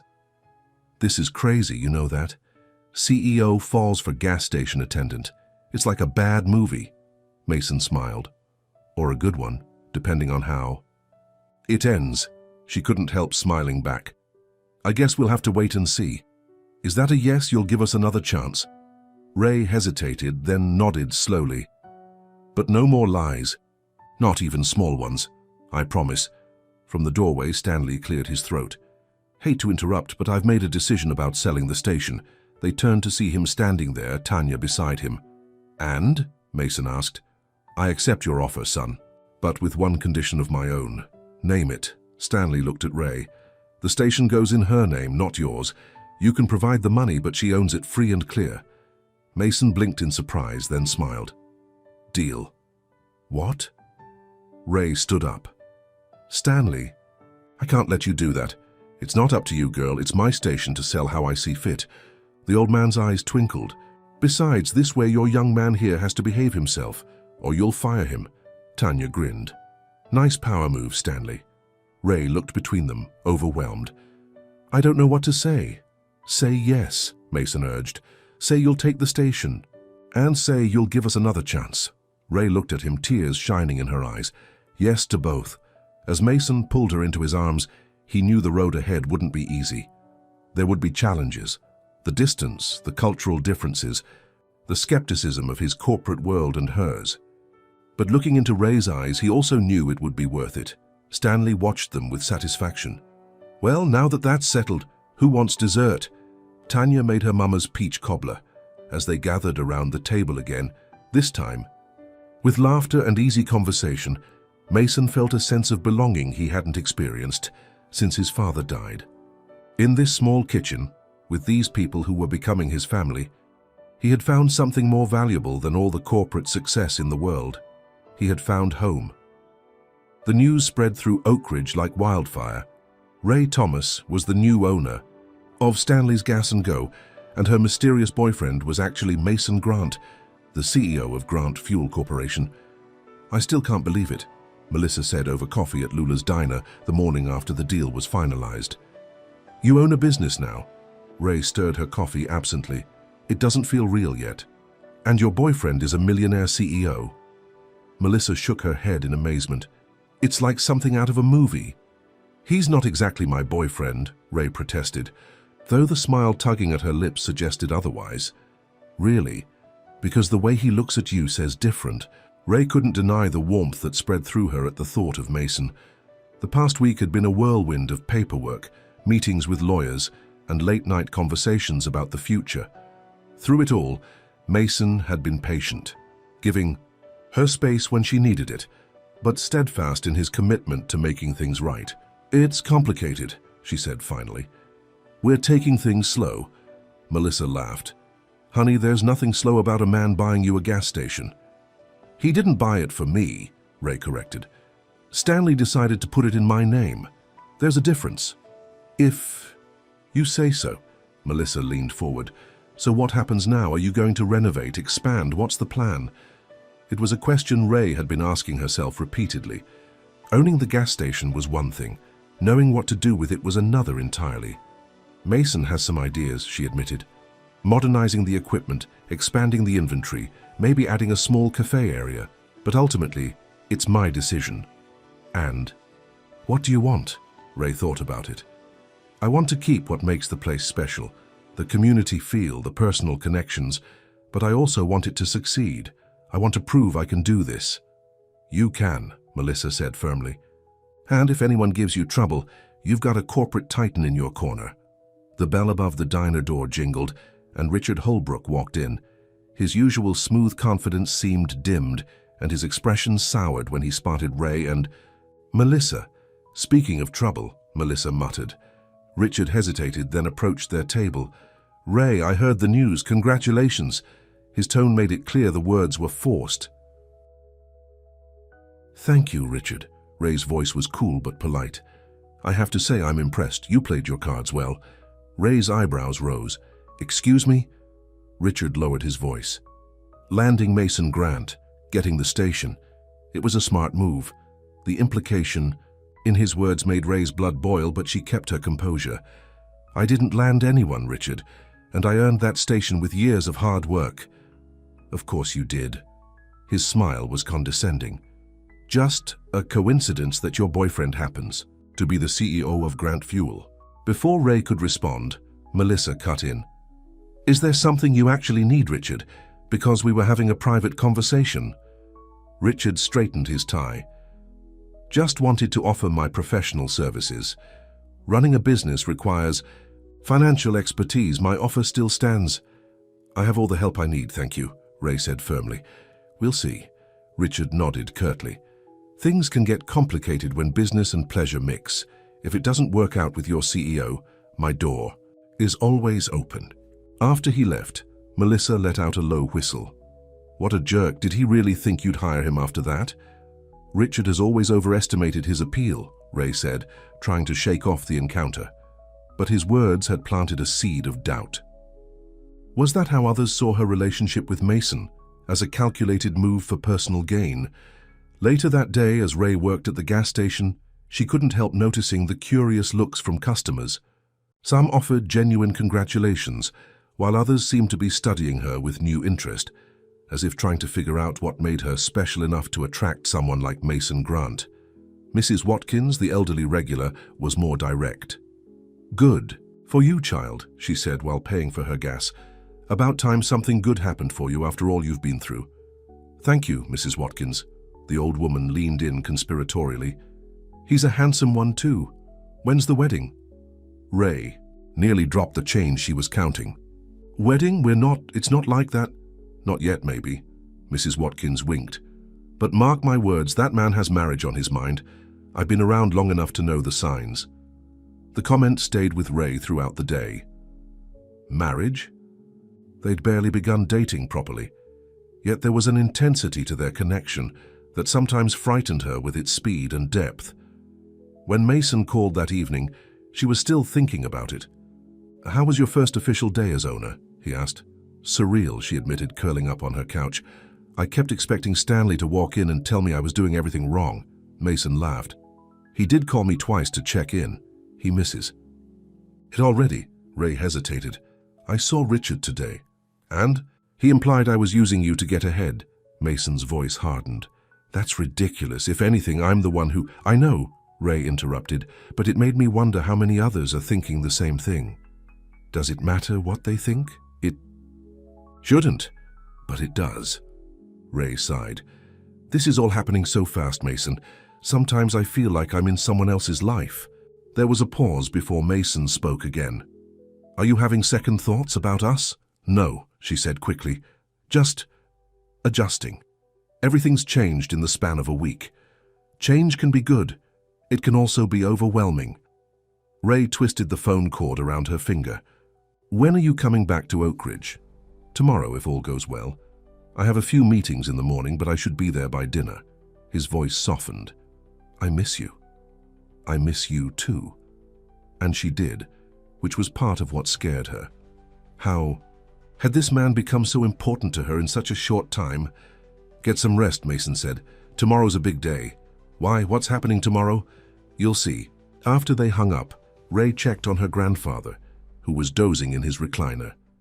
Robert Thomas had been unusually quiet about her relationship with Mason, neither approving nor disapproving. But she had caught him watching them with a thoughtful expression when Mason came over for dinner. "You awake, Grandpa?" she asked softly. His eyes opened. "Just resting my eyes, girl." Ray sat on the arm of his chair. "Can I ask you something?"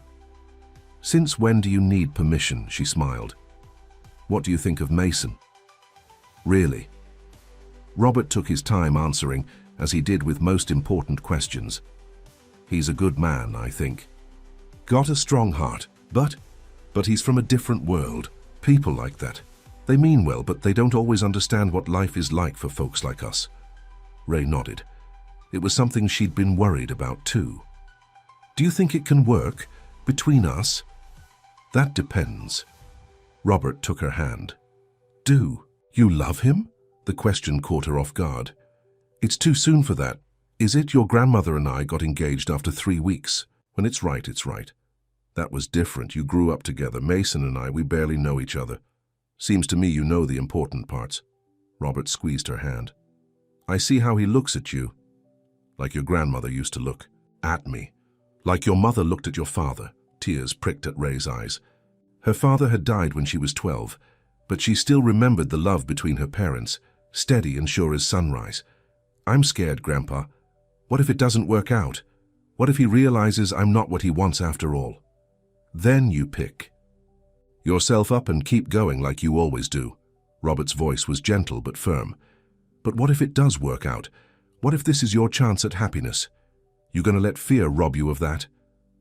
Ray didn't have an answer.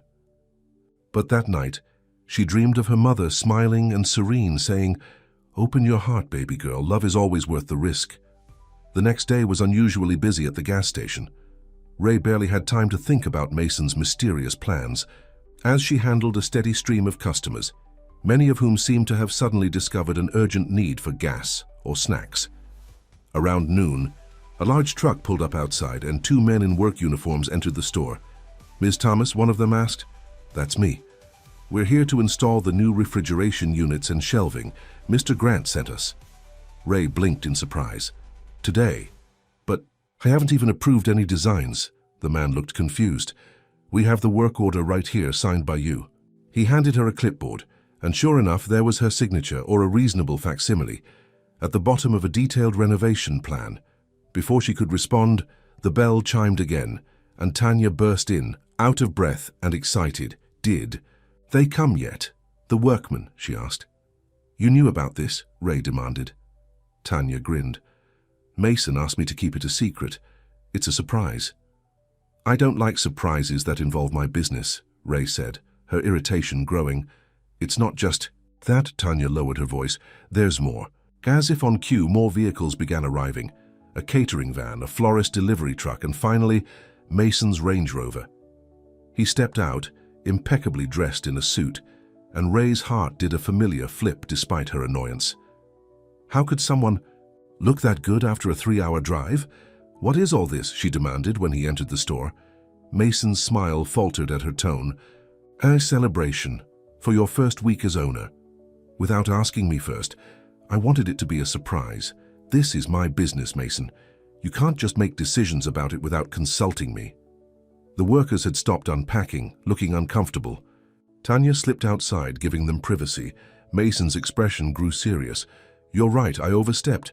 I got excited and wanted to do something nice, but I should have talked to you first. His immediate acknowledgement of the mistake diffused some of Ray's anger. Yes, you should have. Do you want me to send everyone away? We can do this another time on your terms. Ray looked around at the half-unpacked equipment, brand new top-of-the-line refrigeration units that would replace the ancient energy-guzzling ones currently struggling to keep drinks cold. Then she glanced outside where she could see Tanya helping unload what appeared to be party supplies. She sighed. No, don't send them away, but next time, ask me first. Mason's relief was visible. I promise. He hesitated, then added, there's something else. Something I wanted to do publicly, but maybe it's better if we talk privately first. Something in his tone made Ray's heart race. What is it? Before Mason could answer, the door opened again, and Melissa walked in, followed by Stanley and several other friends and neighbors. Surprised, they called in unison. Ray forced a smile, shooting Mason a "we'll talk later" look. What followed was a whirlwind of activity. The store was temporarily closed while the workers quickly installed the new refrigeration units and shelving. Meanwhile, the parking lot was transformed with tables, chairs, flowers, and a small stage with a microphone. By late afternoon, it resembled a block party more than a gas station, with most of Oak Ridge in attendance. Food was plentiful, music played, and Ray found herself the center of attention, something she normally avoided. You did all this in one day? She asked Mason as they stood off to the side, watching the celebration. I had help. He gestured to Tanya, who was showing off the new interior to a group of her friends. Your cousin is remarkably efficient when motivated. Ray shook her head, torn between exasperation and gratitude. It's too much, Mason. It's not enough, he replied softly. You deserve so much more. The tenderness in his voice made her throat tight. I'm sorry I snapped at you earlier. It's just, I've been taking care of myself and my family for so long. It's hard to let someone else take control, even a little bit. I understand. Mason took her hand. I'm used to being in charge too. We're both going to have to work on finding the right balance. Their eyes met, and Ray felt that now familiar connection, the one that defied logic and time, that made her feel like she'd known this man forever.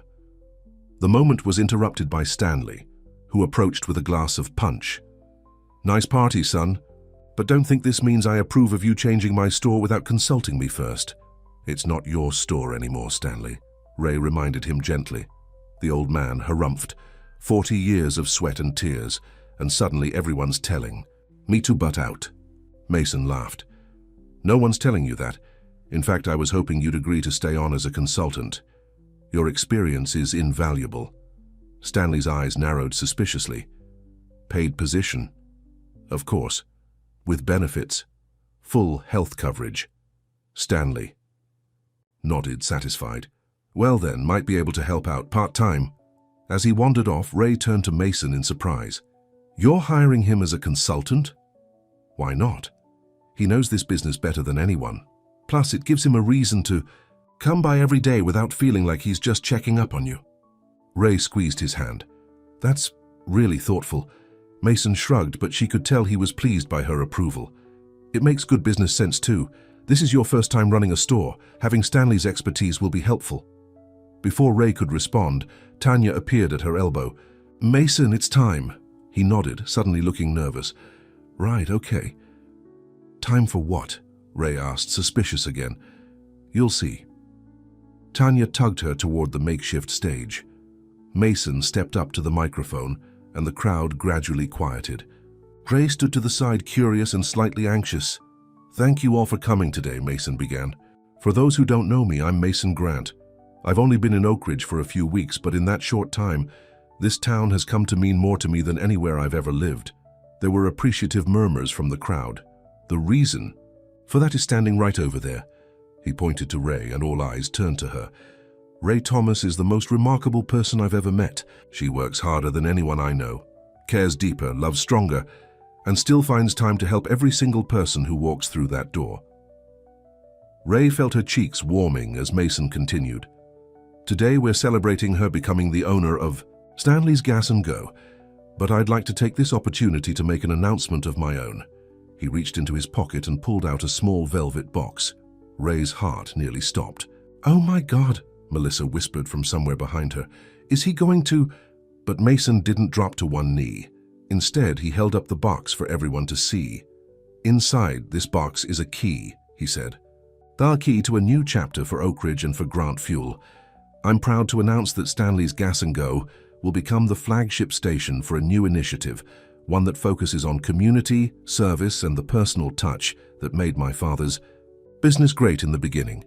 He opened the box, revealing a shiny key with a Grant Fuel logo keychain. Under Ray's leadership, this station will receive full corporate support while maintaining its independence and unique character. It will serve as a model for 10 other rural stations in our pilot program, showing that small-town values and corporate efficiency can coexist. The crowd applauded, and Ray felt a wave of relief that was quickly followed by confusion. Part of her had expected, perhaps even hoped for, something more personal.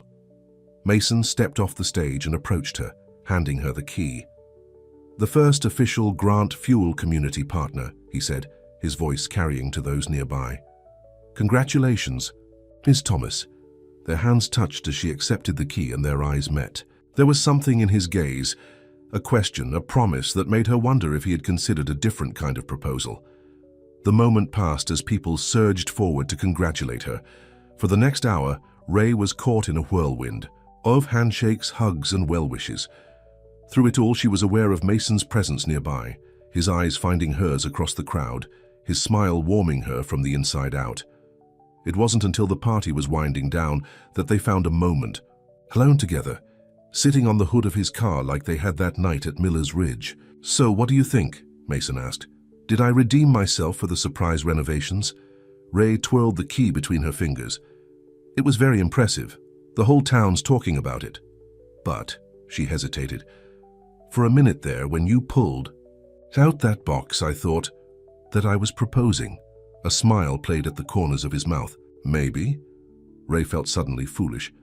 "Which would have been crazy, of course. We've only known each other for a few weeks." Mason took her hand. "It crossed my mind," he admitted, "but I didn't think you were ready for that yet." The yet hung in the air between them, full of possibility. "Thank you," she said softly, "for understanding, for not rushing me." "I would wait forever for you, Ray Thomas." His voice was low and serious. "However long it takes." The simple declaration made her heart swell. She leaned in and kissed him, letting actions speak where words failed her. When they parted, Mason rested his forehead against hers. "I should get back to Atlanta tonight. Early meeting tomorrow." Disappointment settled in Ray's chest. "I thought you were staying." "I was planning to, but there's an issue with one of our major suppliers. I need to handle it personally." "I understand." And she did, intellectually, but emotionally it was harder to accept. This was the reality of loving someone with Mason's responsibilities. He would always be pulled in multiple directions. Loving. The word had slipped into her thoughts so naturally that she almost missed its significance. Was that what this was? Love? "I'll be back on Friday," Mason promised, misreading her silence as disappointment. "Just 2 days, and we can talk on the phone every night." Ray nodded, pushing aside her complicated feelings. "Drive safe." After he left, she stood in the empty parking lot, the celebration debris already cleared away by the efficient cleanup crew Mason had hired.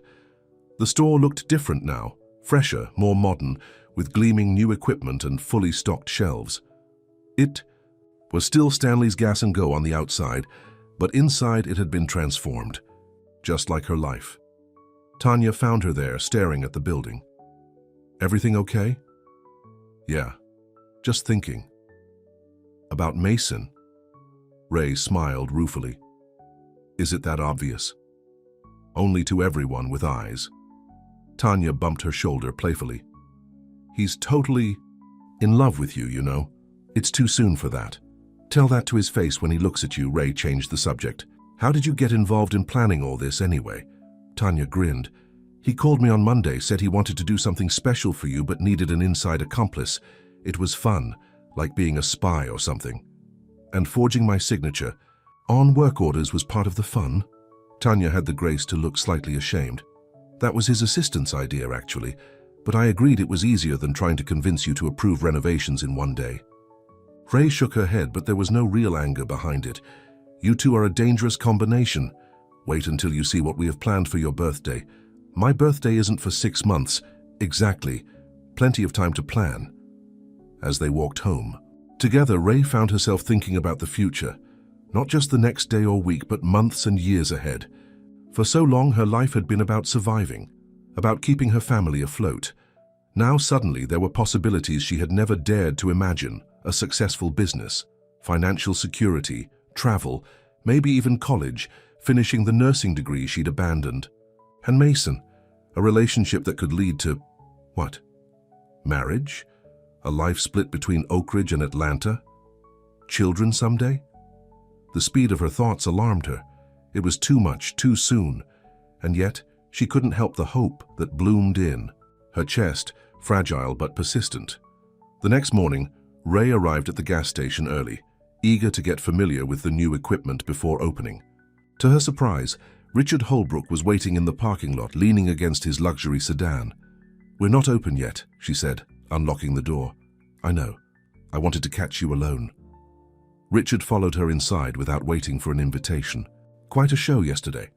"It was a nice celebration. It was a publicity stunt." Richard's tone was dismissive. "Grant fuel using your feel-good story to improve their image." Ray placed her purse behind the counter. "Is there something you need, Richard? Because I'm busy." "I came to warn you." He lowered his voice. "Mason Grant isn't who you think he is. I know exactly who he is. Do you?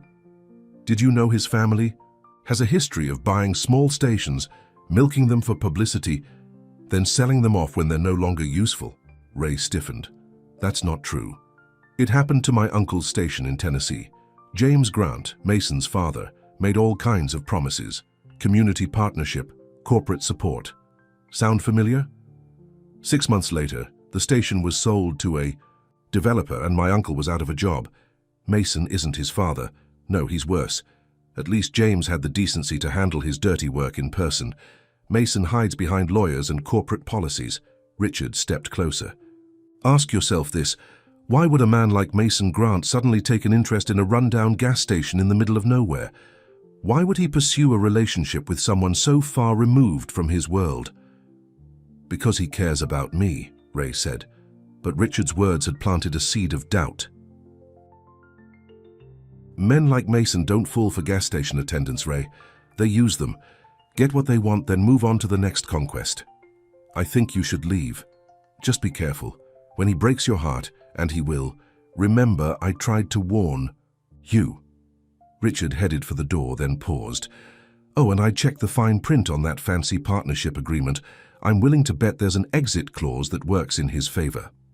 After he left, Ray tried to shake off his words, but they lingered like a bad smell. She hadn't actually read the partnership agreement yet. It was still sitting in a folder at home, waiting for her to go through it properly. The day passed in a blur of customers and paperwork. The new equipment worked perfectly, and several people commented on how much nicer the store looked. But Richard's warnings echoed in Ray's mind, making it hard to fully enjoy the improvements. That evening, when Mason called, she was curled up on her bed, the partnership agreement spread out before her. "How was your first day with the new equipment?" he asked after they'd exchanged greetings. "Good. Everything works great." Ray hesitated. "Mason, I have the partnership agreement here. There's a lot of legal language I don't understand." There was a pause. "I should have gone through it with you. Is there something specific you're concerned about? Is there an exit clause? Something that lets Grant fuel back out of the deal?" "There's a standard termination clause, yes. Either party can end the partnership with 90 days' notice. His voice sharpened. Why? Did someone say something to you? Richard stopped by this morning. He said your family has a history of making promises to small stations, then abandoning them when they're no longer useful. Mason's sigh was audible. Richard is trying to cause trouble. Yes, there were some stations my father had to close over the years. It's the nature of business. Not everything succeeds, but he never made promises he didn't intend to keep. So there's no guarantee this partnership will last. There are no guarantees in business, Ray, but I can promise you this. As long as I'm CEO of Grant Fuel, your station will have our full support. And if you're not CEO anymore, why wouldn't I be? Ray didn't have a good answer for that. I don't know, things change. Ray, what's really bothering you? This doesn't sound like you. She closed her eyes, trying to sort through her jumbled thoughts. I guess I'm scared. Everything's happening so fast, and it all seems too good to be true. The station, the partnership, us, I keep waiting for the other shoe to drop. Nothing's going to drop, Mason assured her. This is real, Ray, all of it. How can you be so sure? We're from completely different worlds, Mason. What happens when the novelty wears off? Is that what you think this is? Novelty? His voice had cooled. Do you really believe I'm that shallow? No, that's not what I meant. Ray struggled to articulate her fears. I don't fit into your world, Mason. I've never even been to Atlanta. Then come visit. This weekend, see my world for yourself. The invitation caught her off guard. I can't just leave. The station, Tanya can handle it for a couple of days. Or Stanley, you've trained them both. And Grandpa, bring him too, if you're worried. Or ask Melissa to check in on him. Ray, if we're going to make this work, you need to see that part of my life too. He was right, and Ray knew it. If they had any future together, she couldn't hide in Oak Ridge forever. Okay, she said finally. This weekend. Really? Mason sounded surprised and pleased. Yes, but just for the weekend. I'll send a car for you Friday afternoon. I can drive myself. It's a 3-hour trip, and Atlanta traffic is a nightmare if you don't know the city. Please let me make this easy for you. Ray relented. Fine, but nothing too fancy. Mason's laugh was warm through the phone. No promises. After they hung up, Ray sat staring at the partnership agreement, Richard's warnings still echoing in her mind. But stronger than those doubts was the memory of Mason's voice when he'd stood on that makeshift stage and called her the most remarkable person he'd ever met. That hadn't been for show. The look in his eyes had been real. With newfound determination, Ray picked up the phone and dialed Tanya's number. Hey, can you cover the station this weekend? I'm going to Atlanta. Friday afternoon arrived both too quickly and not quickly enough. Ray had spent the morning at the station, training Tanya on the opening and closing procedures, with Stanley hovering nearby offering unsolicited advice. You don't have to count the register 3 times, the old man insisted. Once is enough, if you do it right. I like to be thorough, Tanya replied, surprisingly patient with his interference. Ray smiled at their bickering, oddly reassured by it.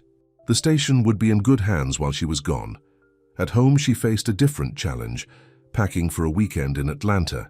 Her closet, filled with practical everyday clothes, suddenly seemed woefully inadequate. What does one wear to a fancy Atlanta restaurant? She asked her grandfather, who was watching her from the doorway. Don't ask me. Fanciest place I ever ate was the steakhouse in Millfield. Robert studied her worried expression. You know, your young man won't care what you're wearing. It's not about him. It's about fitting in. I don't want to embarrass him in front of his friends. If he's embarrassed by you, he's not worth your time, Ray sighed. It's not that simple, Grandpa. Sure it is. Either he loves you for who you are or he doesn't. All the fancy clothes in the world won't change that. Before Ray could respond, there was a knock at the front door. She glanced at the clock. It was only 2, and the car wasn't supposed to arrive until 3. I'll get it, Robert said, making his way slowly to the door. Moments later, Melissa's voice carried down the hallway. Where's the Atlanta-bound girl? Ray emerged from her bedroom to find her friend holding 2 large shopping bags. What's all this? Reinforcements. Melissa grinned. I figured you might be having a wardrobe crisis, so I brought options. For the next hour, the two women sorted through Melissa's offerings: cocktail dresses, elegant blouses, designer jeans, that Melissa insisted were casual but make your butt look amazing. I can't accept all this, Ray protested, as Melissa insisted she pack a particularly beautiful blue dress. You're not keeping them, you're borrowing them, and when you're a successful business owner, you can buy your own fancy clothes. By the time the doorbell rang again at precisely 3 o'clock, Ray had a neatly packed suitcase and a more confident outlook. She opened the door expecting a taxi or town car. Instead, a uniformed driver stood beside a gleaming black limousine. "Miss Thomas? I'm David, Mr. Grant's driver. I'm here to take you to Atlanta." Ray stood frozen in the doorway. There must be some mistake. Mason was sending a car, not this. David smiled politely. "No mistake, ma'am. Mr. Grant was very specific." Behind her, Melissa let out a low whistle. Well, he certainly knows how to make an impression. The drive to Atlanta was surreal. The limousine's interior was like nothing Ray had ever experienced. Soft leather seats, a minibar, even a television. David was professional, but friendly, answering her questions about Atlanta and offering suggestions for places to visit. As they approached the city, Ray's nerves returned. The skyline grew larger, glass towers reaching toward the clouds, the highways widening to 6, then 8 lanes. Everything was bigger, faster, more imposing than she had imagined. "First time in Atlanta?" David asked, catching her wide-eyed expression in the rearview mirror. "Is it that obvious?" he chuckled. "Everyone looks like that their first time. Don't worry, you'll get used to it." But Ray wasn't sure she wanted to get used to it. As the limousine navigated through downtown traffic, she felt increasingly out of place. A small-town girl in borrowed clothes, heading to a world she knew nothing about. The car finally pulled up to a towering glass building, in what David informed her was Buckhead, one of Atlanta's most exclusive neighborhoods. A doorman in a crisp uniform approached immediately. "Welcome to the Pinnacle, Miss Thomas. Mr. Grant is expecting you." Ray stepped out of the limousine, clutching her small suitcase like a lifeline. The building's lobby was all marble and glass, with a massive chandelier and uniformed staff at a reception desk. "Ray!" She turned to see Mason crossing the lobby. Toward her, his face lit with a smile that eased some of her anxiety. He was dressed casually in jeans and a button-down shirt, looking more like the Mason she knew from Oak Ridge than the corporate CEO she'd begun to fear. He gathered her into a hug, lifting her slightly off her feet. "You're here. I can't believe you're actually here." "You sent a limousine," she said when he set her down. "Was it too much? I wanted your first trip to Atlanta to be special." The genuine concern in his eyes melted her remaining irritation. "It was an experience." Mason laughed, taking her suitcase. "That's diplomatic. Come on, let's get you settled. My place is on the top floor." The elevator ride was swift and silent, Mason's hand warm around hers. When the doors opened, they stepped directly into a penthouse apartment that took Ray's breath away. Floor-to-ceiling windows offered a panoramic view of the Atlanta skyline. The living area was open and modern, with sleek furniture, abstract art on the walls, and a kitchen that looked like something from a magazine. "This is where you live?" Ray asked, trying to keep the awe from her voice. "When I'm in the city, yes." Mason set her suitcase down. "It's a bit impersonal, I know. I haven't had much time to make it feel like home." Ray walked to the windows, taking in the view. From this height, Atlanta looked like a toy city, cars moving like ants along the streets below. "It's beautiful," she said honestly, "but I can't imagine living this high up all the time." Mason came to stand beside her. "You get used to it. Though I have to admit, I've slept better in the past few weeks at that run-down motel in Oak Ridge than I have here in months." She turned to him, searching his face. "Because of me?" "Because of everything. The quiet, the fresh air, the sense of community." He took her hands. "But mostly because of you, yes." They stood like that for a long moment, reconnecting after their brief separation.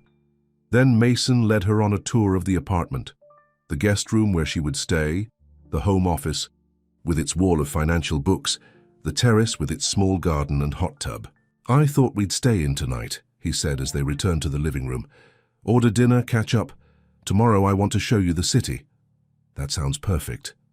Ray was relieved. The thought of facing a fancy restaurant on her first night was daunting. They ordered Thai food from Mason's favorite local place, and as they ate on the terrace watching the sunset paint the sky in shades of orange and pink, Ray felt some of her earlier anxiety ease. This was still Mason, her Mason, despite the luxury surrounding them. "Tell me about your week," he said, refilling her wine glass. Ray shared stories about the gas station, about Tanya's growing confidence at the register, about Stanley's daily inspections that always seemed to coincide with fresh coffee being made.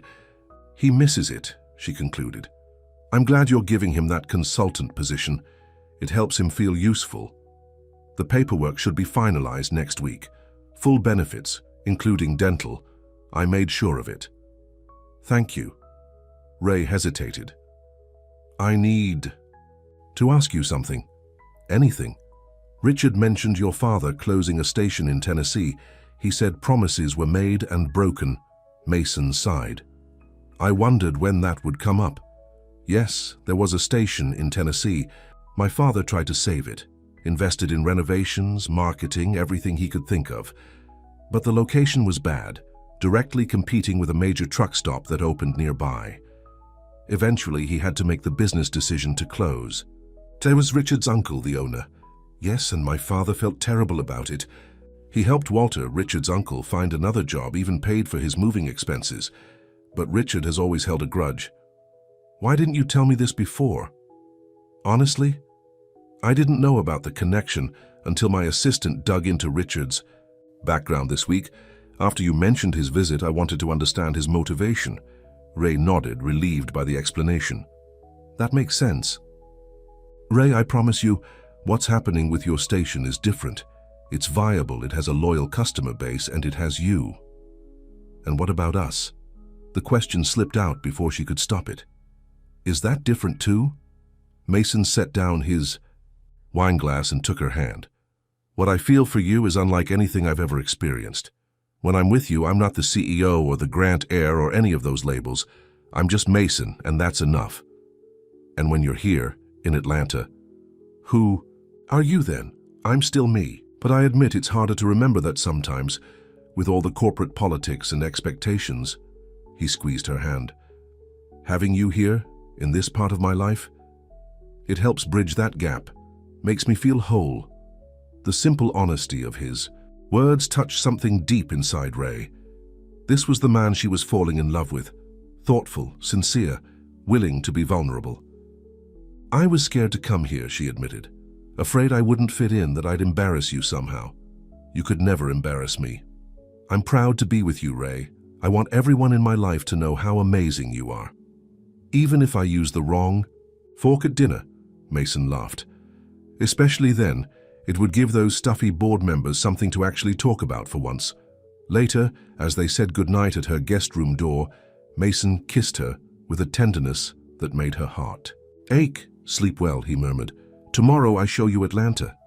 But as Ray lay in the luxurious guest bed, listening to the faint sounds of the city below, she couldn't help wondering if she could ever truly belong in this world of penthouses and limousines, or if Mason could ever truly be content in her simpler life in Oak Ridge.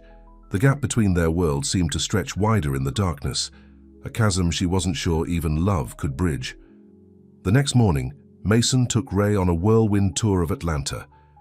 They visited the Georgia Aquarium, walked through Centennial Olympic Park, and had lunch at a charming cafe in Little Five Points, a bohemian neighborhood that reminded Ray a bit of home. "This is more my speed," she said, as they sat at an outdoor table watching the diverse crowd of people passing by. "I was beginning to think all of Atlanta was glass towers and luxury cars." Mason smiled. "The city has many sides. That's what I love about it. There's something for everyone." After lunch, they visited the Martin Luther King Jr. National Historic Site, where Ray was moved to tears by the exhibits chronicling the civil rights leader's life and work. "My grandfather marched with Dr. King," she told Mason as they stood before a powerful photograph of the 1963 March on Washington. "He doesn't talk about it much, but I found his protest signs in the attic when I was a teenager. It made me see him differently. not just as my quiet grandpa, but as someone who fought for change. Mason took her hand. That's incredible. He must have some amazing stories. He does when he chooses to share them. Ray squeezed his hand. Thank you for bringing me here. It means a lot. As they left the historic site, Mason checked his watch. We have a few hours before dinner. Is there anything else you'd like to see? Ray hesitated, then asked, Could we see where you work? Grant Fuel headquarters? Mason looked surprised but pleased. Of course, it's not far from here. The Grant Fuel building was everything Ray had imagined and more. 40 stories of gleaming glass and steel, the company logo prominently displayed at the entrance. Even on a Saturday, the lobby was staffed with security personnel who greeted Mason with deference. Mr. Grant, we weren't expecting you today, said the guard at the front desk. Just giving a quick tour, Frank. Mason gestured to Ray.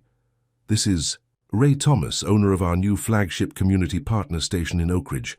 She's my guest and has full access whenever she visits. Of course, sir. Frank smiled at Ray. Welcome to Grant Fuel, Ms. Thomas. As they rode the elevator to the top floor, Ray felt a growing sense of unreality. This was Mason's everyday world, a place where he commanded respect with just his presence, where doors opened automatically for him, where everyone knew his name. The executive floor was quiet, most offices empty on the weekend. Mason led her through a maze of elegant corridors to a set of double doors at the end of the hallway. My office, he said, opening the doors. The space beyond was massive, larger than the entire first floor of Ray's house. Floor-to-ceiling windows offered another spectacular view of Atlanta.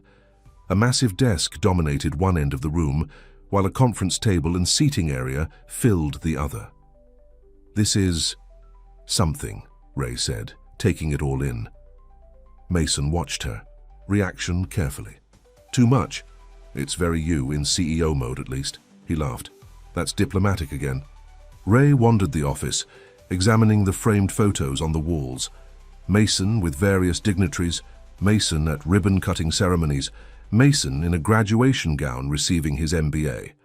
And then, on his desk, a new addition, a framed photo of the two of them from the celebration at the gas station, heads bent together, smiling at something only they could hear. She picked it up, touched. You have this on your desk? Right where I can see it all day. Mason came to stand beside her. A reminder of what matters most. Before Ray could respond, the office door opened and a woman in her 50s entered, her expression changing from purpose to surprise when she saw them. Mason, I didn't expect to find you here today. Her gaze shifted to Ray, assessing and cool. Aunta, Victoria. Mason's voice held a note of tension. I was just showing Ray the office. Ray, this is my Aunt Victoria Grant. Aunt Victoria, this is Ray Thomas. Ah, the gas station girl. Victoria's smile didn't reach her eyes. I've heard so much about you. It's nice to meet you, Ray said, extending her hand. Victoria shook it briefly. Likewise, Mason has been quite distracted since meeting you. The implication in her tone was clear, and Ray felt herself stiffen. Ray is the owner of our new flagship community partner station, Mason said, his voice deliberately casual, but with an undercurrent of warning. She's in Atlanta for the weekend, so I can show her the city. How lovely. Victoria set a folder on Mason's desk. These need your signature by Monday. The Henderson acquisition is moving forward faster than expected. It can wait until Monday. Time is money, dear nephew. But of course, your personal life comes first these days. Victoria turned to Ray with a smile that didn't reach her eyes. Enjoying Atlanta, Miss Thomas? Very much, Ray replied, determined to remain polite. It's my first visit. I can tell. Victoria's gaze swept over. Ray's casual attire. Mason, don't forget the Reynolds dinner tonight. They're expecting both of us. Mason's expression tightened. I've already sent my regrets. Ray and I have plans. The Reynolds are our biggest investors. Your absence will be noted. Then let it be noted. Mason moved subtly closer to Ray.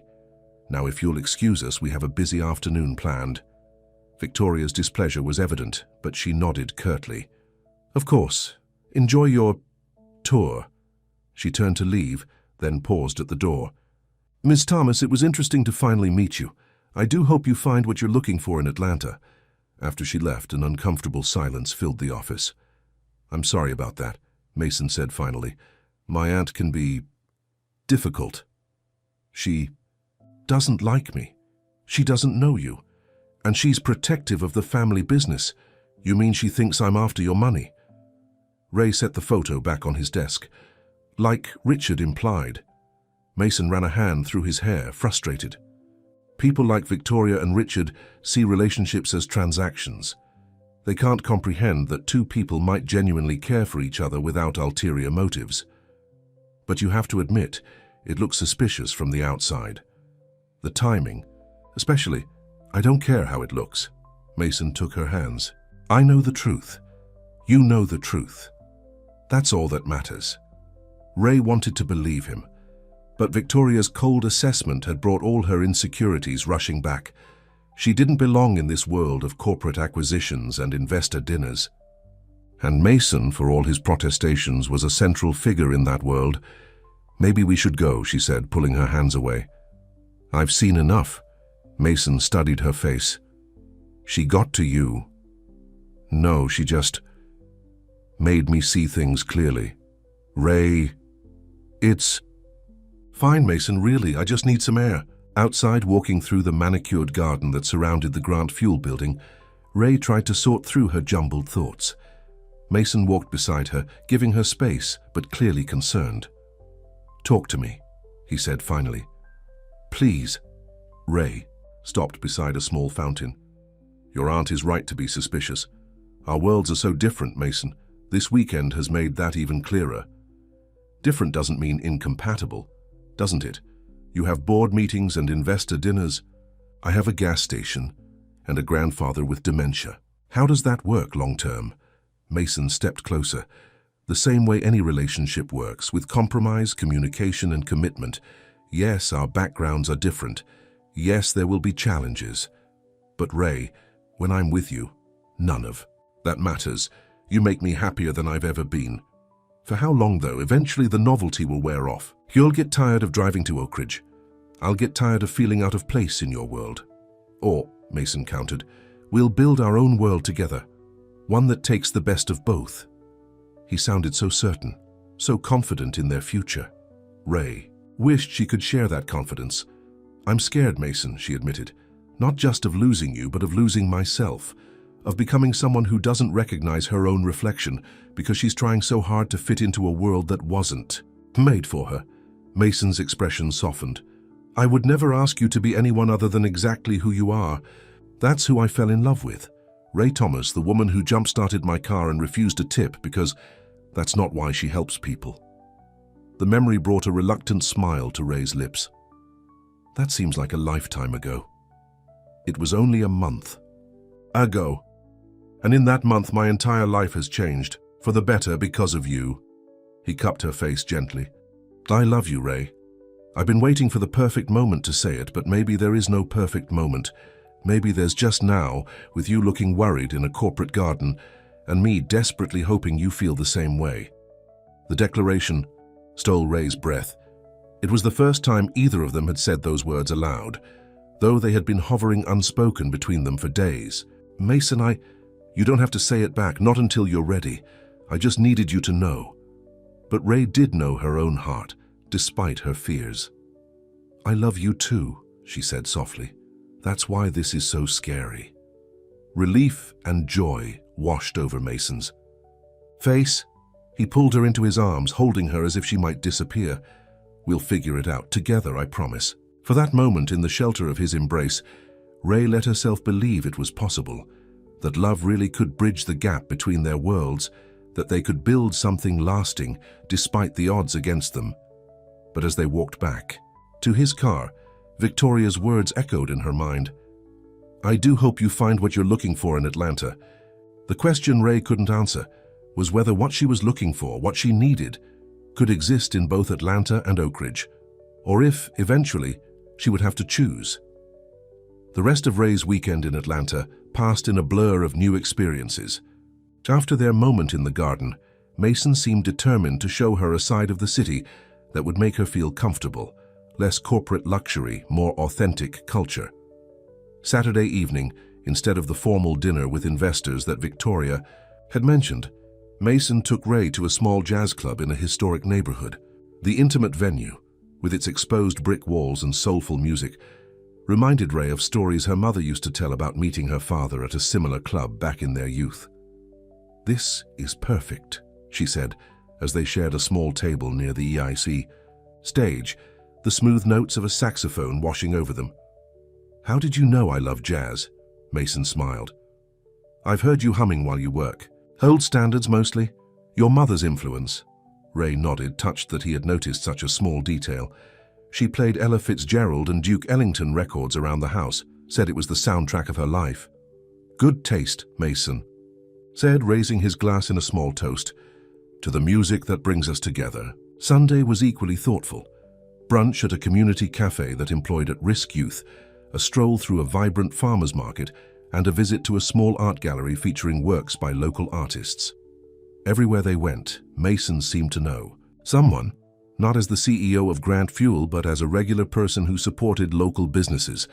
"You surprise me," Ray said as they walked hand in hand along the Beltline, Atlanta's popular walking trail.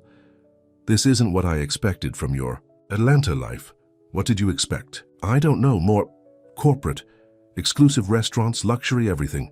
Mason laughed. "I get enough of that during the work week. This," he gestured to the diverse crowd around them, the street art on nearby walls, the simple pleasure of a Sunday afternoon stroll. "This is the Atlanta I love." It was a side of him Ray hadn't fully appreciated before, the man beyond the CEO title, who found joy in simple pleasures just as she did. As the weekend drew to a close, Ray found herself reluctant to leave. Their time together had shown her that perhaps their worlds weren't quite as incompatible as she had feared. Yes, there were differences, but there were also surprising similarities, values they shared, experiences they both enjoyed, dreams that could align. But reality couldn't be held at bay forever. Sunday evening arrived, and with it, the time for Ray to return to Oak Ridge. "I wish you could stay longer," Mason said as David loaded her suitcase into the limousine. "I need to get back. Tanya has school tomorrow, and Grandpa's probably driving." "Stanley crazy with his helpful suggestions at the station." Mason smiled at the image. "At least let me drive you back myself." "You have meetings tomorrow morning. You said so yourself."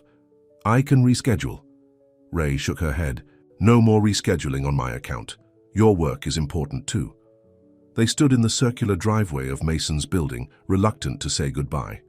The past 2 days had deepened their connection in ways Ray hadn't anticipated.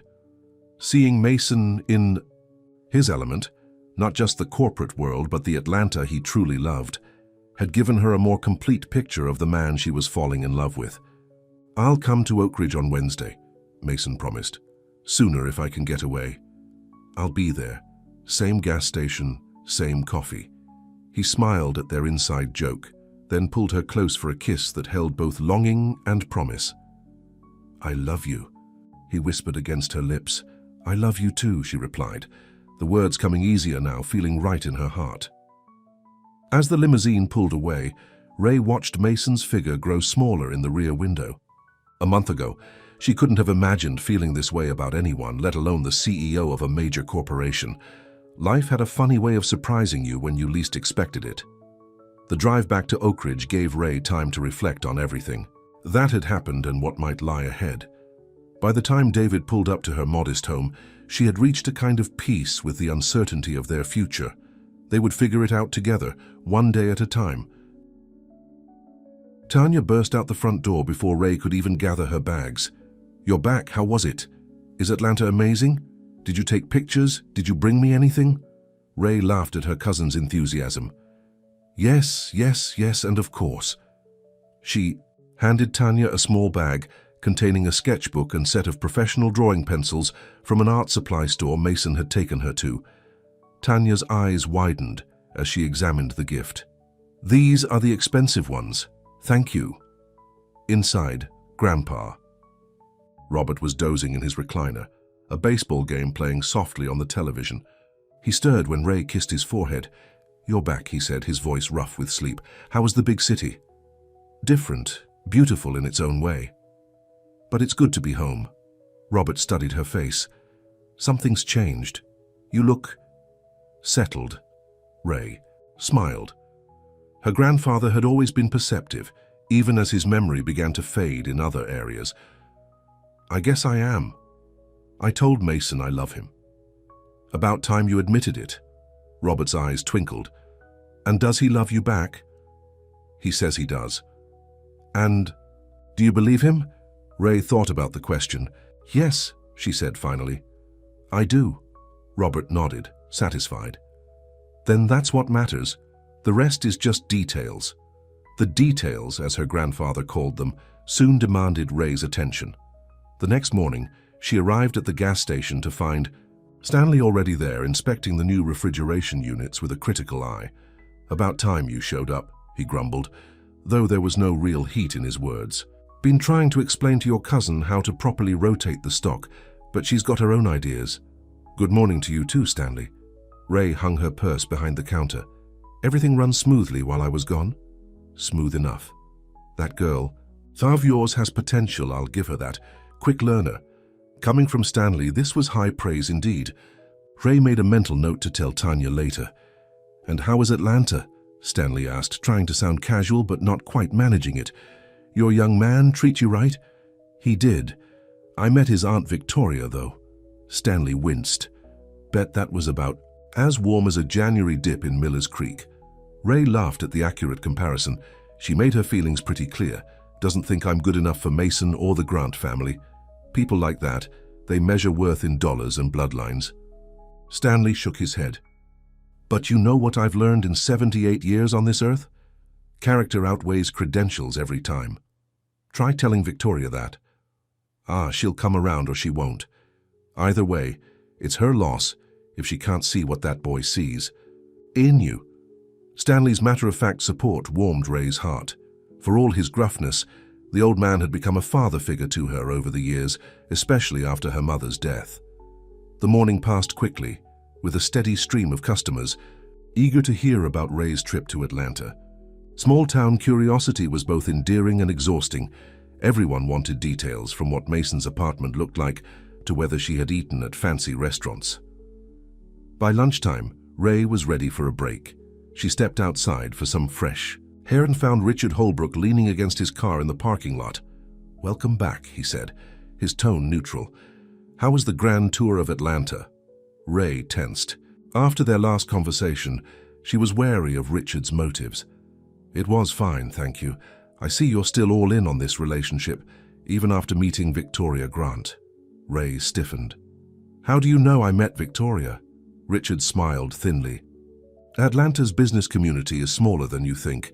Victoria and I serve on a charitable foundation board together. She mentioned meeting Mason's friend from Oak Ridge." The implication in his tone was clear.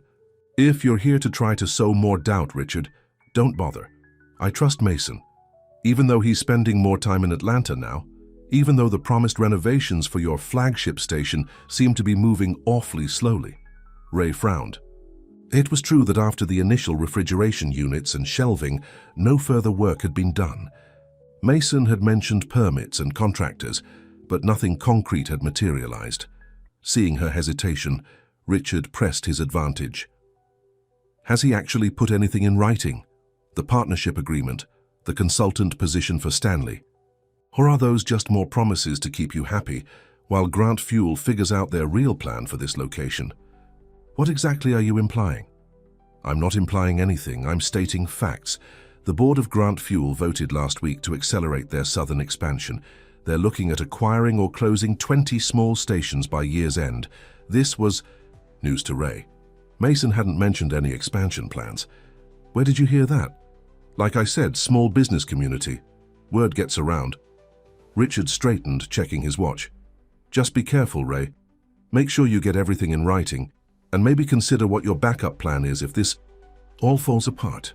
After he left, Ray stood in the parking lot, unsettled. She wanted to dismiss Richard's warnings as more attempts to cause trouble, but a small seed of doubt had been planted.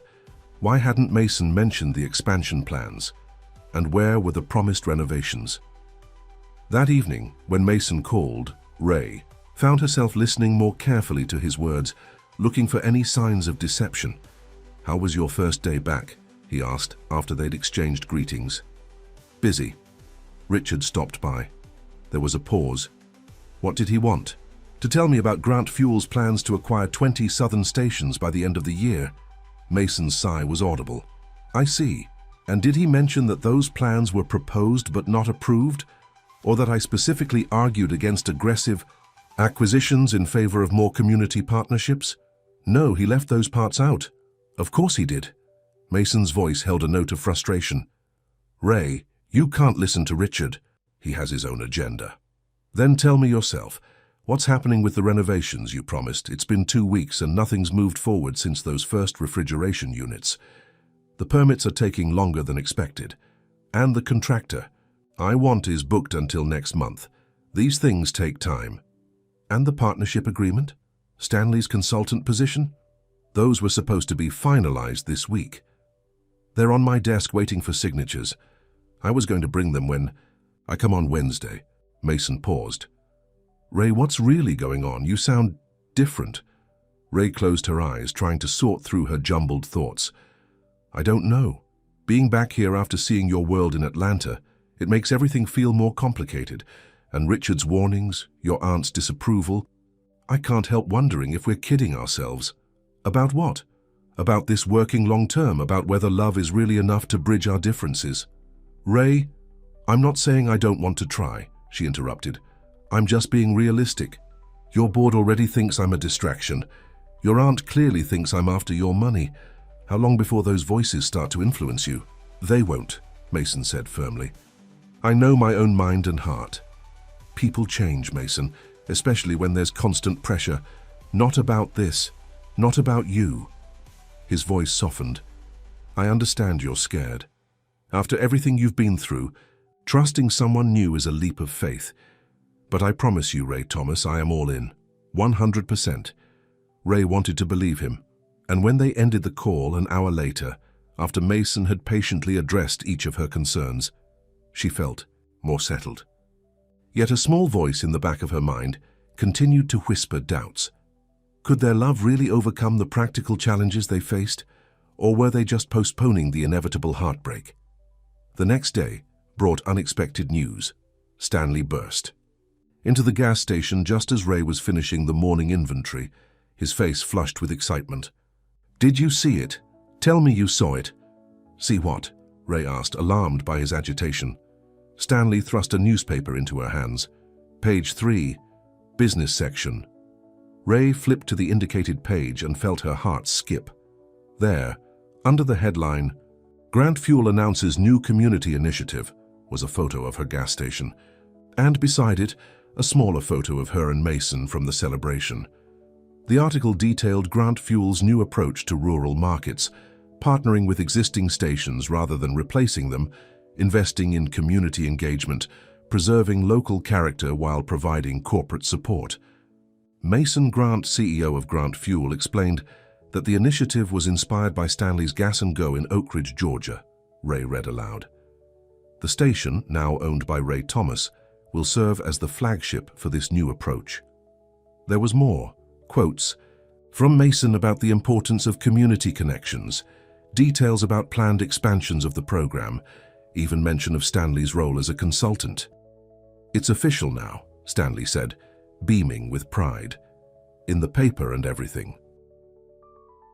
Ray felt a wave of shame for her doubts the previous evening. While she had been questioning Mason's commitment, he had been putting their partnership in print for the world to see. The bell over the door chimed, and Melissa rushed in, also clutching a newspaper. "Have you seen this? You're practically famous." "I've seen it," Ray said, still processing the implications. "And listen to this." Melissa read from the article. "Ms. Thomas represents the future of Grant Fuel's community approach, local ownership, personal connection, and the kind of authentic customer service that builds loyalty beyond price considerations." She looked up, grinning. "He's singing your praises to the whole business community." The phone began ringing almost non-stop after that. Friends, neighbors, even customers calling to congratulate Ray on the article. By lunchtime, she was exhausted from the attention, but also deeply moved by the community's support. When she finally had a moment alone, she called Mason. "You could have warned me," she said when he answered. "About the article, I wanted it to be a surprise." His voice was warm with amusement. "Are you upset?" "No. Just overwhelmed. It makes everything so public." That was partly the point. "I wanted the board, Victoria, everyone to see that this isn't some passing phase or pet project. It's a business strategy I believe in, and you're central to it." "And us? Is that a business strategy too?" Mason's voice softened. "No, that's just my heart finally finding where it belongs." The simple sincerity of his words melted the last of Ray's doubts. "I'm sorry I questioned you yesterday. After talking to Richard, don't apologize. Your concerns were valid. We come from different worlds, and trust takes time to build. I'm just grateful you're willing to give us that time." After they hung up, Ray reread the article, seeing it with new eyes. This wasn't just about business for Mason. It was a public declaration of his intentions, both professional and, reading between the lines, personal. The next day, Wednesday, Ray waited anxiously for Mason's arrival. He had texted that morning saying he would be there by noon, with all the paperwork and a surprise. When his Range Rover finally pulled into the parking lot, Ray had to stop herself from running outside to meet him. Instead, she finished helping her customer, then walked calmly to the door, only to freeze when she saw who was accompanying Mason. Victoria Grant stepped out of the passenger side, impeccably dressed in a tailored pantsuit, her expression unreadable behind designer sunglasses. "Surprise," Mason said as he approached, looking slightly nervous. "Aunt Victoria wanted to see the station in person. I hope that's okay." "Of course," Ray managed, extending her hand to the older woman. "Welcome to Oak Ridge, Ms. Grant." "Victoria, please." She removed her sunglasses, her gaze sweeping over the station. "So this is the famous Stanley's Gas and Go. That's not much compared to your headquarters," Ray said, feeling defensive despite herself. "It has character," Victoria replied, which could have been either a compliment or criticism. "Mason hasn't stopped talking about it, or you, for weeks." Mason placed a hand on Ray's back, a subtle show of support. "I thought it was time Aunt Victoria saw what I've been so excited about, both the station and the woman running it." Victoria's expression softened slightly. "Yes, well, when my nephew becomes obsessed with something, it's generally worth investigating." Inside, Stanley was waiting, clearly having spotted Victoria's arrival. He had put on a clean shirt and combed his sparse hair, a level of effort Ray had only seen him make for church. "Ms. Grant," he said, extending his hand. "Stanley Peters, pleasure to meet you." "Mr. Peters." Victoria shook his hand, then looked around the store with a critical eye. "I understand you built this business from nothing. 40 years ago, with a loan from your brother-in-law, as it happens." Victoria looked surprised. "You knew James?" "Not." "Well, but yes. He helped a lot of small station owners back in the day. Had a vision for what this industry could be. Community-centered, personal. Seems his son has the same vision." Mason watched this exchange with interest, clearly having not known about this connection either. "My brother-in-law was an idealist," Victoria said, but her tone held more fondness than criticism. "Mason takes after him in many ways, including his taste in strong women from what I can see," Stanley replied with a wink at Ray. To everyone's surprise, Victoria laughed, a genuine sound that transformed her austere features. "You're very direct, Mr. Peters. I appreciate that. Life's too short for beating around the bush, especially at my age." The tension in the air dissipated as Stanley gave Victoria a tour of the station, explaining its history and the recent upgrades with obvious pride. Mason and Ray followed behind, exchanging glances of confused amusement at the unexpected rapport between the two older people. "I think Stanley's charming her," Mason whispered as they watched Victoria actually smile at one of Stanley's corny jokes. "He has that effect on people when he wants to," Ray replied, "but I never expected it to work on your aunt." Later, over lunch at Lula's diner, Victoria surprisingly agreeable to eating at the local establishment, Mason presented the finalized partnership agreement and Stanley's consultant contract. Everything was in order, exactly as promised, with terms even more favorable than Ray had expected. I added a clause guaranteeing the station's independence for a minimum of 10 years, regardless of any changes in Grant Fuel's corporate structure or leadership, Mason explained. And Stanley's healthcare coverage extends to dental, vision, and long-term care. Victoria, who had been quietly observing, spoke up. It was my suggestion, actually. The long-term care coverage. At our age, it's essential. Stanley nodded appreciatively. Smart thinking. As they finished their meal, Victoria turned to Ray. I owe you an apology, Ms. Thomas. I made assumptions about your relationship with my nephew that were unfair and unfounded. Ray was startled by the unexpected apology. I understand your concern. Mason is important to you, and I'm not exactly what you probably envisioned for him. What I envisioned and what he needs are apparently two different things. Victoria glanced at her nephew, who was watching her with surprise. Mason has been more focused, more passionate about his work since meeting you than he has been since taking over as CEO. Whatever your influence is, it's been positive. Thank you, Ray said, genuinely touched. That means a lot. Don't thank me yet, Victoria warned, though her tone had lost its earlier edge.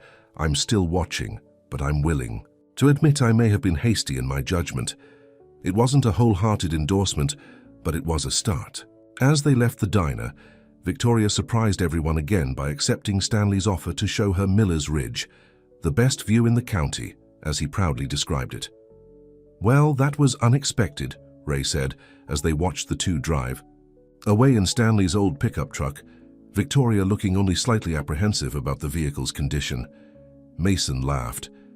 I think my aunt might have met her match in Stanley. I've never seen anyone win her over so quickly. He has that effect on people. Ray turned to face Mason. Thank you for bringing her here. It means a lot that you're trying to bridge our worlds. It's important to me that the people I love get along. Mason pulled her close. And speaking of love, I have one more surprise for you. Another one? I'm not sure I can handle any more surprises this week. Mason led her to his car and retrieved a large envelope from the glove compartment. This is for you. For us, really. Inside was a glossy brochure for a nursing program at Emory University in Atlanta, one of the best in the country. I don't understand, Ray said, confused. You mentioned wanting to finish your nursing degree someday. Emory has a program designed for working adults, classes on weekends, online components. You could stay in Oak Ridge during the week, running the station, and come to Atlanta for classes. Ray stared at the brochure, her heart racing. Mason, Emory is expensive. And even with weekend classes, how would I manage the station, take care of Grandpa, and I've thought about that. Mason's eyes were bright with excitement. The tuition is covered. A Grant Fuel scholarship for promising students from rural communities. We're setting up 10 of them as part of our community initiative. And I just happen to qualify? You more than qualify. Your previous credits, your experience caring for your mother and grandfather, you're exactly the kind of student they want. He took her hands. As for the practical concerns, that's where Tanya comes in. She's shown she can handle the station part-time. And for your grandfather, there's an excellent day program in Millfield for seniors with memory issues. Transportation included. Ray felt overwhelmed. You've thought of everything. I've tried to. But Ray, this is just an option. If you're not ready, or if you want to pursue something else entirely, that's okay too. I just wanted you to know that your dreams don't have to be on hold anymore. Tears filled Ray's eyes. No one had ever supported her ambitions this way, not just with encouraging words, but with practical solutions to the obstacles that had always seemed insurmountable. I don't know what to say, she whispered. Say you'll think about it, that's all I ask. Ray nodded, clutching the brochure to her chest. I will. Later that evening, after Mason had left to drive Victoria back to Atlanta, promising to return on Friday, Ray sat on her porch swing with her grandfather, watching the sunset paint the sky in shades of pink and gold. Mason gave me this today, she said, showing Robert the nursing program brochure. He thinks I could go back to school. Robert studied the glossy paper, then looked at his granddaughter's face. "What do you think?" "I think I'm scared. It's been so long since I let myself want things for myself. What if I fail? What if it's too much?" "What if you fly?" Robert countered. "Your mama always said you were meant to be a healer." Got her same gentle hands and fierce heart. Ray smiled at the memory. "She did say that. This young man of yours, he sees what your mama saw. What I see. The fire in you that's been banked all these years, just waiting for enough air to blaze again." "But what about you and Tanya, the station?" Robert patted her hand. "We'll be fine. That girl's growing up fast, taking on responsibility. And me, I ain't dead yet. Might do me good to spend time with other old folks for a change." "You're sure, Ray?" "Thomas, you've put your life on hold long enough. Time to live it now." His simple wisdom, as always, cut straight to the heart of the matter. Ray leaned her head on his shoulder, grateful for his unwavering support. "I love him, Grandpa," she said softly. "Sometimes it scares me how much. Good love should scare you a little. Means it matters." The next month passed in a whirlwind of activity. Ray applied to the Emory nursing program and was accepted with a full scholarship, just as Mason had promised. The station underwent more renovations, including a small cafe area that quickly became a popular spot for locals to gather. Stanley, to everyone's surprise, thrived in his consultant role, taking particular satisfaction in mentoring Tanya, who showed unexpected aptitude for the business side of running the station. And Robert, after initial resistance, found he enjoyed the senior day program in Millfield, especially the weekly chess tournaments. Mason divided his time between Atlanta and Oak Ridge, working remotely when possible, making the 3-hour drive, at least twice a week. They developed a rhythm, weekdays focused on their respective responsibilities, weekends spent together, alternating between the quiet comfort of Oak Ridge and the vibrant energy of Atlanta. It wasn't perfect. There were arguments about time management, misunderstandings about priorities, the occasional clash of their different perspectives. But there was also growth, compromise, and a deepening connection that made the challenges worthwhile. Victoria, while not fully converted, had at least moved from open hostility to cautious acceptance. Her friendship with Stanley, which had evolved from that first unexpected meeting into regular phone calls and occasional lunch meetings in Millfield, seemed to have softened her stance on small-town life and its inhabitants. The Grant Fuel Community Partnership Initiative expanded from 10 stations to 20, then 30, as the success of Stanley's Gas and Go proved Mason's theory that personal connection could be good business. The board, initially skeptical, became enthusiastic, supporters as profits rose, and community goodwill translated into customer loyalty. Through it all, Ray and Mason's relationship deepened. They learned each other's rhythms, preferences, fears, and dreams. They built traditions: Sunday morning coffee on her porch swing, monthly date nights at the jazz club in Atlanta, quiet evenings reading together in comfortable silence. 6 months. After their first meeting, that hot afternoon when Mason's car had broken down and Ray had offered water and a jump start, they stood together on Miller's Ridge, watching another spectacular sunset paint the sky. "It's hard to believe it's only been 6 months, Ray said, leaning against Mason's chest as his arms encircled her from behind. "Sometimes it feels like I've known you forever." "In the ways that matter, maybe you have," he replied, his breath warm against her ear. "Souls recognize each other, even when we're meeting for the first time." Ray smiled at his romantic notion. "That's poetic for a businessman. You bring out my softer side." Mason turned her gently to face him. "These have been the best 6 months of my life, Ray. You've changed everything. How I see the world, how I run my company, how I think about the future. You've changed things for me too," she admitted. "Given me back dreams I thought were gone forever. Shown me that love doesn't have to mean giving up who you are or what you want." Mason took her hands, his expression suddenly serious. "I wanted to bring you here today because this is where we had our first real conversation, where I started to fall in love with you, though I didn't recognize it then." Ray's heart began to race as Mason reached into his pocket and slowly knelt on one Ray Thomas, you jumped my car and stole my heart in the same afternoon. You've shown me what matters in life. Community, connection, compassion. You've made me a better man, a better leader, a better human being. He opened a small velvet box, revealing a diamond ring that caught the setting sun's rays. Will you marry me? Tears filled Ray's eyes as she looked down at the man before her. Not the CEO of Grant Fuel, not the wealthy businessman, but simply Mason, the man who had driven into her life and changed everything. Yes, she whispered, then more firmly, yes, I will marry you. As he slipped the ring onto her finger and rose to kiss her, Ray felt a sense of rightness that transcended all the doubts and fears that had plagued her in the beginning. They were from different worlds, yes, but they had created a new world together, one that honored both their backgrounds while building something uniquely theirs.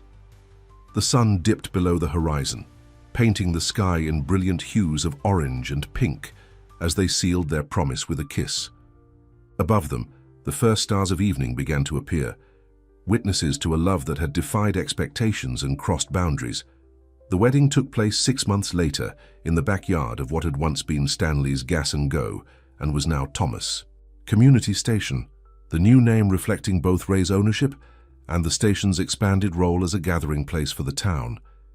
It was a perfect spring day with wildflowers in bloom and a gentle breeze stirring the leaves of the old oak tree, where they had chosen to exchange their vows. Rows of white chairs filled the grassy area behind the station, with an aisle created by Mason's mother's favorite flowers, peonies and roses in soft shades of pink and cream. Inside the station, which was closed for the day, Ray stood in the small office that had been transformed into a bridal suite. Melissa helped adjust her veil while Tanya, stunning in her maid-of-honor dress, handed her the bouquet. "You look beautiful," Tanya said, her eyes shining with unshed tears, like something from a fairy tale. Ray smoothed the simple but elegant white gown, not a princess ball gown but a sleek silhouette that flattered her figure while remaining true to her understated style. "Not too simple?" she asked, a last-minute flutter of nerves making her doubt her choice. "Mason's family is used to such formal events." "It's perfect," Melissa assured her. "Classic, elegant, and completely you. Mason won't be able to take his eyes off you." A knock at the door interrupted them. Robert entered, looking distinguished, in his new suit, leaning only slightly on his cane. "Well, would you look at that," he said, his voice thick with emotion. "Spitting image of your mama on her wedding day." Ray embraced him carefully. "I wish she could be here." "She is, baby girl." "She is." Robert patted her hand.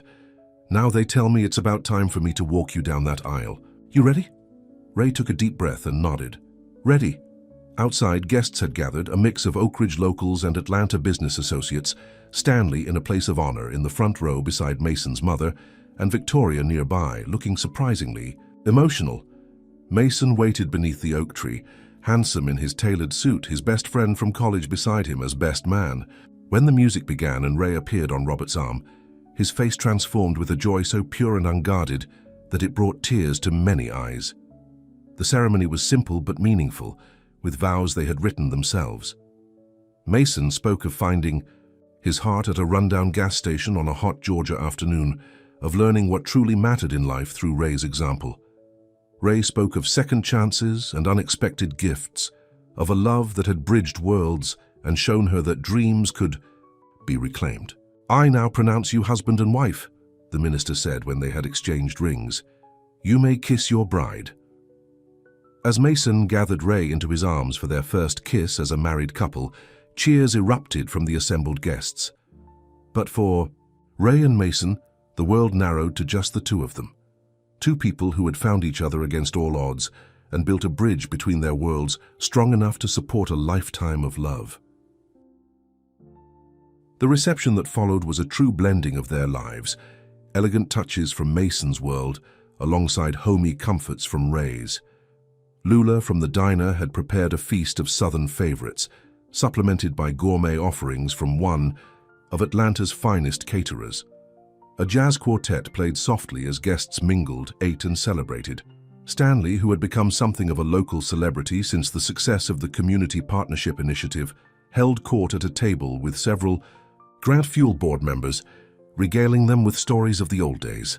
Victoria and Robert were deep in conversation nearby, having formed an unexpected friendship based on their shared concern for the younger generation. Tanya, now a high school senior with an art scholarship to Savannah College of Art and Design, secured for the fall, flitted between groups, her natural charm and growing confidence evident in every interaction. As twilight fell, Mason led Ray onto the dance floor for their first dance as husband and wife. The jazz quartet played a soft rendition of At Last, Etta James's timeless ode to finding love after a long wait. "Happy?" Mason asked as they swayed together under strings of fairy lights. "More than I ever thought possible," Ray replied, her head resting on his shoulder. "Did you ever imagine when your car broke down that day that we'd end up here?" "No," Mason admitted, "but now I can't imagine any other outcome. You were always my destination, Ray. I just didn't know it until that moment." Later, as the celebration continued around them, they slipped away for a quiet moment beneath the oak tree where they had exchanged their vows. "Mrs. Grant," Mason said, his eyes twinkling, "has a nice ring to it." "Ms. Thomas Grant," Ray corrected, with a smile.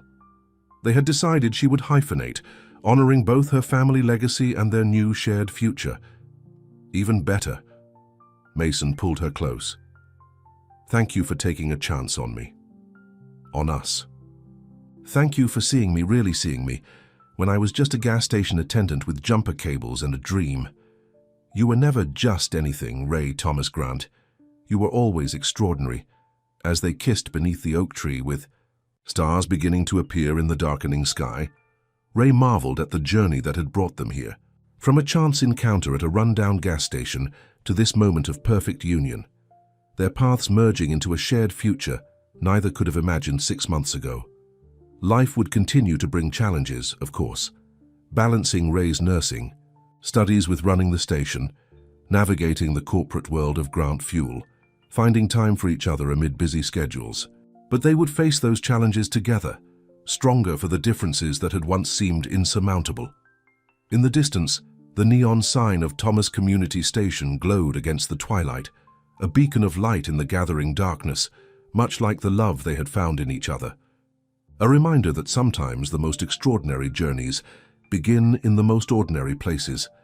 And as they rejoined their celebration, hand in hand beneath a canopy of stars and fairy lights, surrounded by the people they loved from both their worlds, Ray and Mason embodied the truth they had discovered together. Love doesn't erase differences. It builds bridges across them, strong enough to last a lifetime. The end.